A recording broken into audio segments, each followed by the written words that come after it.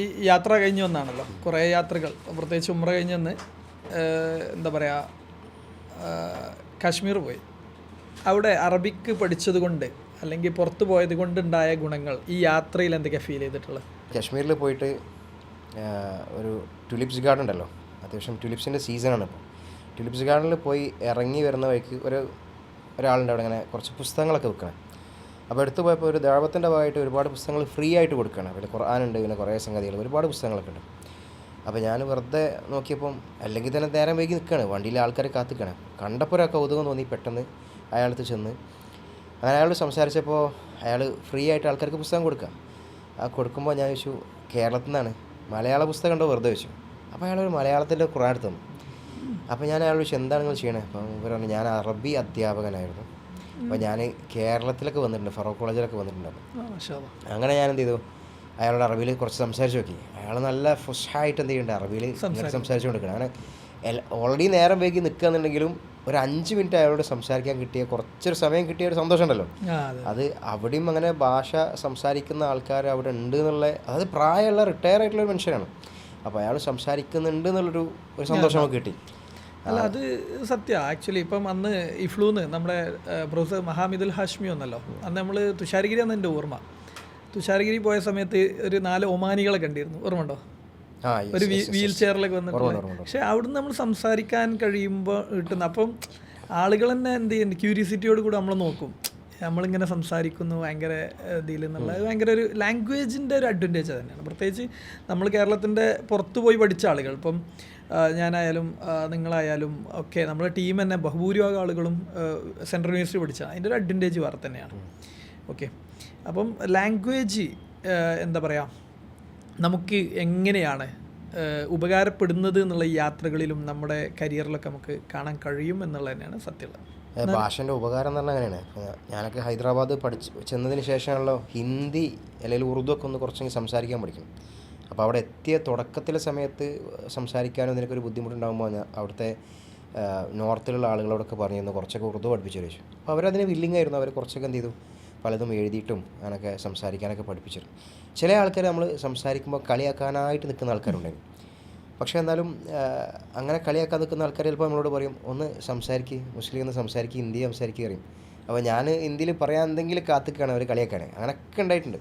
പക്ഷേ കുറച്ച് കാലം അവിടെ നിന്ന് ഭാഷ സംസാരിച്ച് ഹിന്ദിയൊക്കെ പുറത്തിറങ്ങി കച്ചവടക്കാരോടും കാറിലുള്ള ക്യാബിലുള്ള ആൾക്കാരോടൊക്കെ സംസാരിച്ച് അങ്ങനെ പോയപ്പോഴാണെന്ത് ഒരു സമയത്ത് കോവിഡിൻ്റെ സമയമായപ്പം അവിടെ എത്തി. അപ്പം അതിന് മുമ്പ് അവിടെ ഉണ്ട്, പക്ഷേ കോവിഡിൻ്റെ സമയമായപ്പം ഒരു ദിവസം കശ്മീരിലുള്ള ഒരു സുഹൃത്തിൻ്റെ കൂടെ ഇങ്ങനെ യാത്ര ചെയ്തുമ്പോൾ മൂപ്പരോട് സംസാരിച്ചുകൊണ്ട് നിൽക്കുകയാണ്. അപ്പോൾ സംസാരിച്ചുകൊണ്ട് നിൽക്കുമ്പോൾ മൂപ്പരോട് ചോദിച്ചു എങ്ങനെയാണ് എൻ്റെ ഹിന്ദി ഇത്ര ഫ്ലുവൻ്റ് ആയത് ചോദിച്ചു. അപ്പോഴാണ് ഞാൻ റിയലൈസ് ചെയ്യണത്, അതായത് ഹിന്ദിയിലാണല്ലോ സംസാരിച്ചുകൊണ്ട് നിൽക്കണമെന്നുള്ളത്. അപ്പം അവിടെ നിന്ന് സംസാരിച്ച് ഇങ്ങനെ എക്സ്പേർട്ടായി അങ്ങനെ വന്നതല്ല. അപ്പോൾ ആ ഒരു എന്താ പറയുക, എക്സ്പേർട്ടായി എന്നല്ല, ഒരു ഭാഷ നമുക്ക് കയ്യിൽ കിട്ടി എന്നുള്ളതാണ്. അപ്പോൾ അത് നമുക്ക് എന്ത് ചെയ്തു, പ്രശ്നം നമ്മളെ യാത്രയിലും അത് ഉപകാരപ്പെട്ടു. കാരണം നമ്മളെ കയ്യിലിപ്പം ഹിന്ദി അങ്ങനത്തെ ഒന്നും സംസാരിക്കണില്ല എന്നുണ്ടാ നമ്മളെ മാക്സിമം നമ്മളെ ഊറ്റാനായിട്ട് നിൽക്കുന്ന ആൾക്കാരുണ്ടാവും. അപ്പോൾ അത് നമ്മളെ ഇന്ത്യയിലുടനീളം എല്ലാ യാത്രയിലും നമുക്ക് ആ ഒരു ഭാഷ പഠിച്ചുകൊണ്ടൊരു ഉപകാരം ഉണ്ടായി.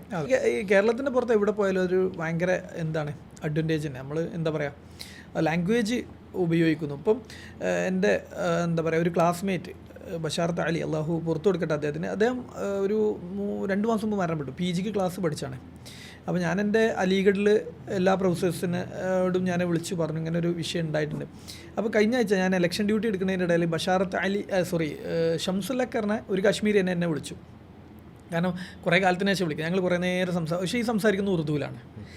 എങ്ങനെയാണ് നമുക്ക് ലാംഗ്വേജ് കിട്ടിയെന്ന് വെച്ചാൽ നമ്മൾ സെൻട്രൽ യൂണിവേഴ്സിറ്റി പോവുകയും പ്രത്യേകിച്ച് അലീഗഡ് പോലെയുള്ള സ്ഥലത്തൊക്കെ പഠിക്കുമ്പോൾ അല്ലെ കേരളത്തിന് പുറത്ത് എവിടെ പോയാലും നമ്മൾ ലാംഗ്വേജിലേക്കുള്ള മാറ്റം വരുന്നത്. എന്നിട്ടിപ്പോൾ ഞാനിപ്പോൾ ഈ മെയിൽ എന്തായാലും കാശ്മീർ ബഷാറത്ത് എൻ്റെ വീട്ടിൽ പോകണമെന്ന് വിചാരിക്കുന്നുണ്ട്, അപ്പം അദ്ദേഹം കൂടെ വരാമെന്ന് പറഞ്ഞു. അത് നമുക്ക് കിട്ടുന്നൊരു കോൺഫിഡൻസ് വേറെ തന്നെയാണ് എന്നുള്ളതാണ് അതിൻ്റെ സത്യമുള്ളത്. കോൺഫിഡൻസിന് പുറമെ രണ്ടാമത് കിട്ടുന്ന സംഗതി കോണ്ടാക്ട്സ് ആണ്. അപ്പം ഈ ഒരു ആളുകളായിട്ടുള്ള ഒരു നമ്മൾ ഇങ്ങനെ ഒരു ഭാഷ പഠിച്ച ആൾക്കാർ, ഇന്ന ഭാഷൻ്റെ ആൾക്കാർ, അവർക്ക് അതിന് പുറമെ അവരുടെ ഭാഷ നമ്മൾ സംസാരിക്കുന്നു എന്നൊക്കെ അറിയുമ്പോൾ അവരുടെ ഇടയിൽ നമുക്ക് കിട്ടുന്ന ഒരു എന്താ പറയുക ഒരു റെക്കഗ്നിഷൻ ഉണ്ട്. അപ്പം അവർ നമ്മളെ കൂടുതൽ പരിഗണിക്കും, ഒരു കൺസിഡർ ചെയ്യും നമ്മളവരെ. അപ്പം അങ്ങനെ അവർ പലപ്പോഴും പല ആളുകളും പറഞ്ഞിട്ടുണ്ട് ഇവനെ നന്നായിട്ട് അറബി സംസാരിക്കും, ഇവനെ നന്നായിട്ട് ഹിന്ദി സംസാരിക്കും, ഇവനെ. അപ്പോൾ ഒരു ഭാഷ സംസാരിക്കുക എന്ന് പറഞ്ഞാൽ ആളുകളുടെ ഇടയിൽ ഒരു എക്സ്ട്രാ സ്കില്ലിൻ്റെ ഒരു ഇതെന്ന് മാത്രമല്ല, നേരെ അതിന് അപ്പുറത്തേക്ക് ആൾക്കാർ നമ്മളെ കൂടുതൽ പരിഗണിക്കുക എന്നുള്ള ഒരു അവസ്ഥ കൂടി കണ്ടുകയാണ് നന്നായിട്ട്. അതെ അതെ. ഇപ്പം ജാനുവിലെ നമ്മുടെ പ്രിയങ്കരനായിട്ടുള്ള എന്താ പറയുക, ഖുതുബുദ്ദീൻ സർ ഇന്നലെ ഞാൻ തന്നെ വിളിച്ചിരുന്നു. അപ്പം വിളിച്ചത് അദ്ദേഹം ഒരു വൈവിയുമായി ബന്ധപ്പെട്ട് അദ്ദേഹം കൊല്ലജിനും ഉണ്ട്. പക്ഷേ എന്തുകൊണ്ട് നമ്മൾ വിളിക്കുന്നു എന്ന് വെച്ചാൽ നമ്മൾ ഈ ഒരു ഭാഷയും കോണ്ടാക്റ്റുമാണ്, രണ്ട് പോയിന്റുകളും കറക്റ്റാണ്. അദ്ദേഹം വരുമ്പോഴൊക്കെ വരും, നമ്മുടെ വീടുകളിൽ വരുന്നു, നമ്മുടെ കോളേജുകളിൽ സ്ഥാപനങ്ങളിലൊക്കെ വരുന്നു എന്ന് പറഞ്ഞാൽ നമുക്കൊരു സന്തോഷമാണ്. അപ്പം അതൊരു ഇതിൻ്റെ ഒരു അഡ്വാൻറ്റേജ് തന്നെയാണ് എന്നുള്ളതാണ് സത്യം. അപ്പോൾ നമ്മൾ പറഞ്ഞു വന്നത് ലാംഗ്വേജിനെ കുറിച്ചാണ്. അപ്പോൾ ലാംഗ്വേജിനെ കുറിച്ച് ഇങ്ങനെ പറയുമ്പോൾ നമ്മളൊക്കെ ചെറുപ്പം മുതലേ അറബി ഭാഷ എന്നുള്ളത് തീരെ താല്പര്യമില്ലാത്തൊരു വ്യക്തിയായിരുന്നു ഞാൻ. പിന്നെയാണ് അറബി പഠിക്കാൻ താല്പര്യം വരുന്നതും ആ ഒരു ഫീൽഡിലേക്ക് മാറുന്നതും. ഒരു 10 കൊല്ലത്തിൻ്റെ മുകളിലായിട്ട് അറബി ഭാഷ ഫീൽഡിൽ ആ ഒരു മേഖലയിൽ ഒരുപാട് കാലമായിട്ട് ഇങ്ങനെ വർക്ക് ചെയ്യാൻ സാധിച്ചതൊക്കെയാണ്. പക്ഷേ ഇപ്പോഴും ആൾക്കാരുടെ ഇടയിൽ നല്ല തെറ്റിദ്ധാരണയുണ്ട്, അറബി പഠിച്ചാൽ സാധ്യതകളുണ്ടോ. അറബി എന്നുള്ളത് ഒരുപാട് ആളുകൾ നമ്മളെ നാട്ടിൽ പഠിച്ചുകൊണ്ടിരിക്കുന്ന ഒരു ഭാഷയാണ്. പിന്നെ നമ്മളെ നാട്ടിന് പുറമെ മറ്റ് സ്റ്റേറ്റ്സ് എടുത്താൽ അവിടെയൊക്കെ ആളുകൾ നന്നായി ഒരുപാട് പഠിക്കുന്നുണ്ട്. പിന്നെ വിദേശത്ത് അറബി അസലുള്ള അടിസ്ഥാനമുള്ള അങ്ങനെ അറബി സംസാരിക്കുന്ന അറബികളായിട്ടുള്ള ആളുകളുണ്ട്. അപ്പോൾ ഇങ്ങനെയൊക്കെ വേൾഡിൽ അത്യാവശ്യം എന്താ പറയുക ആളുകൾ ഉണ്ടായിരിക്കെ ഈ മേഖലയിൽ അറബി ഭാഷ പഠിക്കുന്നത് കൊണ്ട് എന്തെങ്കിലും പ്രത്യേകത ഉണ്ടോ? എന്താണ് ഈ മേഖലയിൽ തെറ്റിദ്ധാരണകൾ എന്തൊക്കെയാണ് നിങ്ങൾക്ക് തോന്നുന്നത്? തെറ്റിദ്ധാരണ എന്ന് പറഞ്ഞാൽ ഒന്നാമത്തത് ഏറ്റവും പ്രധാനപ്പെട്ട കേരളത്തിലാണ് ആ ഒരു രീതിയുള്ളത്. കേരളത്തിന് പുറത്തും കുറച്ചുണ്ട്, എന്നാൽ ചില മാറ്റങ്ങളുണ്ട് എന്നുള്ളതാണ്. ഒന്നാമത്തത് അറബി ഭാഷ വന്നത് പ്രത്യേകിച്ച് സദേൺ ഇന്ത്യയിൽ ഒരു മതപരമായ അല്ലെങ്കിൽ കച്ചവടവും മതവും ചേർന്ന് കൊണ്ടാണ് വന്നിട്ടുള്ളത്, മതപരമായിട്ടുള്ള രൂപത്തിൽ. ശരിയാണ്, ഐ മീൻ മതപരമായിട്ടുള്ളൊരു ലാംഗ്വേജാണ്. പക്ഷേ അതിലേക്ക് മാത്രം ലാംഗ്വേജിനെ കണക്ട് ചെയ്യുക എന്നുള്ള ഒരു പ്രവണത നമ്മുടെ പ്രത്യേകിച്ച് കേരളത്തിലൊക്കെ നമുക്ക് വിസിബിളായി കാണാൻ പറ്റും. അപ്പം ഈ ലോകത്ത് ഏറ്റവും കൂടുതൽ സംസാരിക്കപ്പെടുന്ന ഭാഷകളിൽ ഏറ്റവും പ്രധാനപ്പെട്ട ഒരു ലാംഗ്വേജാണ് അറബിക്ക്. ഇംഗ്ലീഷ് ആവട്ടെ, റഷ്യൻ ആവട്ടെ, ചൈനീസ് ആവട്ടെ, അല്ലെങ്കിൽ ഫ്രഞ്ച് ആവട്ടെ, ഈ ലാംഗ്വേജുകളോട് കൂടെ ഒരു അതേ രൂപത്തിൽ ട്രേഡുള്ള ഒരു ലാംഗ്വേജ് ഒരു അറബിക്. പക്ഷെ നമ്മുടെ ആളുകൾ അതിനെ കാണുന്നത് ഒരു മതപരമായ രൂപത്തിൽ ആണെങ്കിലും പക്ഷേ അതിലേക്ക് മാത്രം ചേർത്ത് കെട്ടുന്നു എന്നുള്ള പ്രശ്നം. അപ്പം ഒരു തമാശയല്ല, ഒരു ഗൗരവം അതിലുണ്ട്. ഒരു കുട്ടി അറബിക്ക് പഠിക്കാൻ പോകുകയാണെങ്കിൽ ഒരു MBBS പോകുന്നൊരു കുട്ടി അല്ലെങ്കിൽ മെഡിക്കൽ ഫീൽഡിലേക്ക് പോകുന്നൊരു കുട്ടിയും അറബിക്ക് പോകുന്നൊരു കുട്ടിയും ഒരു സമൂഹം എങ്ങനെയാണ് അതിനെ അപ്രോച്ച് ചെയ്യുന്നതെന്ന് പറഞ്ഞാൽ നമുക്ക് ഭയങ്കര വേദനയാണ്. എന്താ വെച്ചാൽ അറബിയാണോ എന്നൊരു നെഗറ്റീവ് ചോദ്യമാണ് സൊസൈറ്റിയിൽ നിന്ന് വരുന്നത്. നമ്മൾ ആളുകളെയല്ല പറഞ്ഞത്. പക്ഷേ അത് ആ കുട്ടിയിലും അത് പഠിക്കുന്ന ആളുകളിലും ഉണ്ടാക്കുന്നൊരു ഇമ്പാക്റ്റ് ഉണ്ട്. ശരിക്ക് ഏറ്റവും കൂടുതൽ എന്താ പറയുക ജോലി അല്ലെങ്കിൽ ജോബ് ഓപ്പണിംഗ് ഉള്ള ഒരു ലാംഗ്വേജിനെ അതൊന്നും അറിയാതെ ഒരു ചെറിയൊരു കാര്യത്തിലേക്ക് മാത്രം കൂട്ടിക്കെട്ടിയിട്ട് ചെറുതാക്കുക എന്നുള്ളതാണ് ഇതിൽ കണ്ടിട്ടുള്ളത്. പിന്നെ നമ്മുടെ നാട്ടിലുള്ള അടുത്തൊരു പ്രശ്നമുള്ളത് നമുക്കറിയാലോ, സ്റ്റെം ഫീൽഡുകൾ, സയൻസ് ആവട്ടെ, ടെക്നോളജി ആവട്ടെ, അല്ലെങ്കിൽ മാത്തമാറ്റിക്സ് ആവട്ടെ, പിന്നെ ഈ ഒരു മേഖല മാത്രമാണ് സേഫ് ജോലിയായിട്ട് ആളുകൾ കാണുന്നത്. ഏറ്റവും വലിയ തെറ്റിദ്ധാരണയുള്ള ഒരു ഭാഗമാണത്.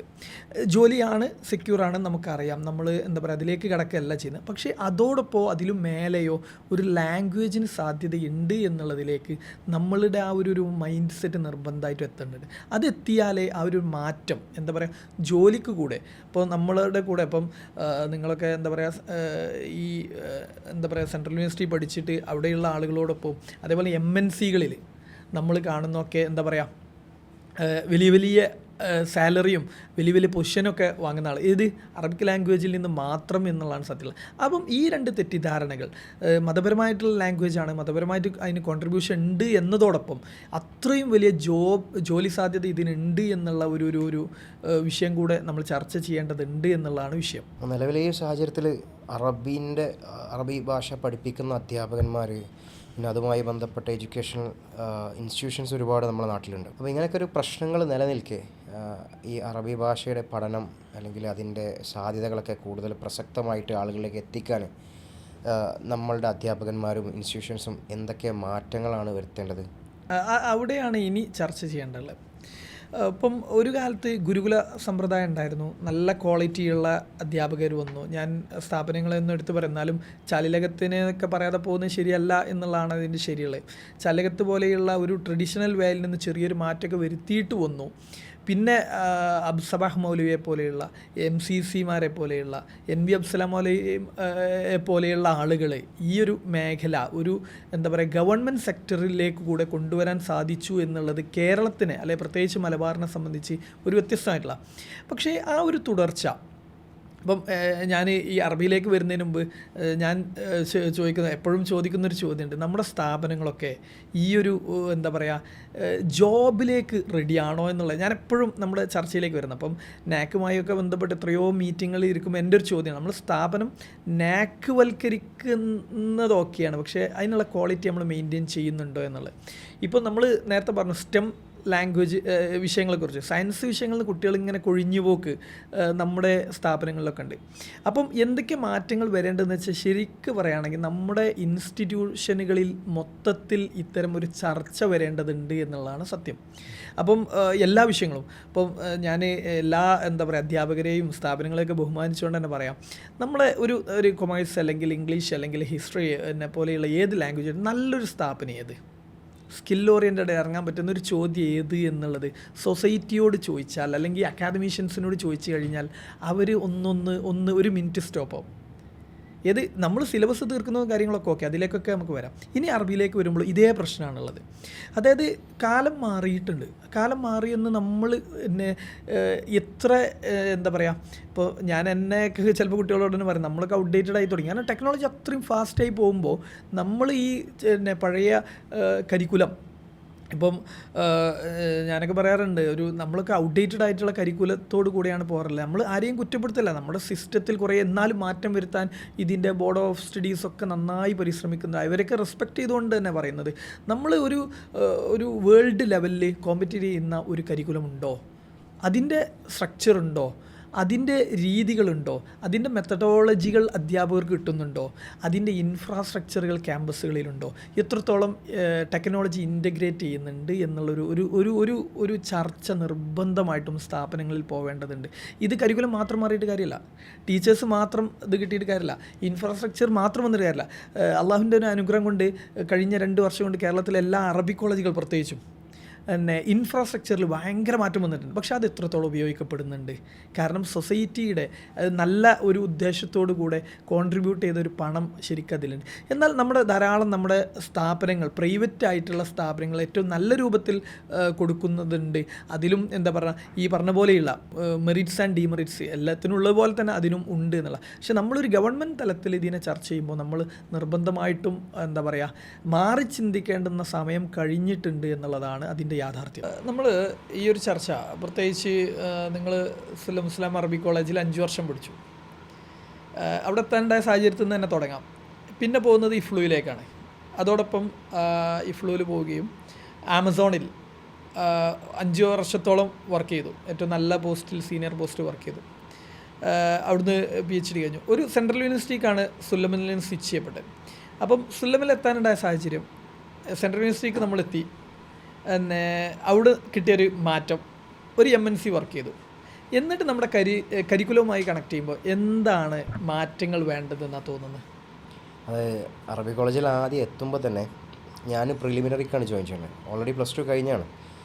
അപ്പോൾ എന്നോട് അന്ന് പല അധ്യാപകന്മാരും പറഞ്ഞതെന്ന് വെച്ചാൽ ആദ്യം +2 കഴിഞ്ഞാണ്, ഇനി രണ്ടാമത് പ്രിലിമിനറിക്ക് ജോയിൻ ചെയ്യുന്നുണ്ടെങ്കിൽ വീണ്ടും അടുത്തൊരു +2 ആവില്ല, 2 കൊല്ലം വേസ്റ്റ് ആക്കണമെന്ന് വെച്ചു. അപ്പോൾ ഞാൻ പറഞ്ഞാൽ എനിക്ക് ബേസ് ഇല്ല. അപ്പോൾ ബേസ് ഉണ്ടാക്കണമെന്നുണ്ടെങ്കിൽ എന്ത് ചെയ്യണം, പ്രിലിമിനറി ജോയിൻ ചെയ്യണം. അവിടെയാണ് ശരിക്കും ഫസ്റ്റത്തെ ഒരു ചേഞ്ച് വരുന്നത്.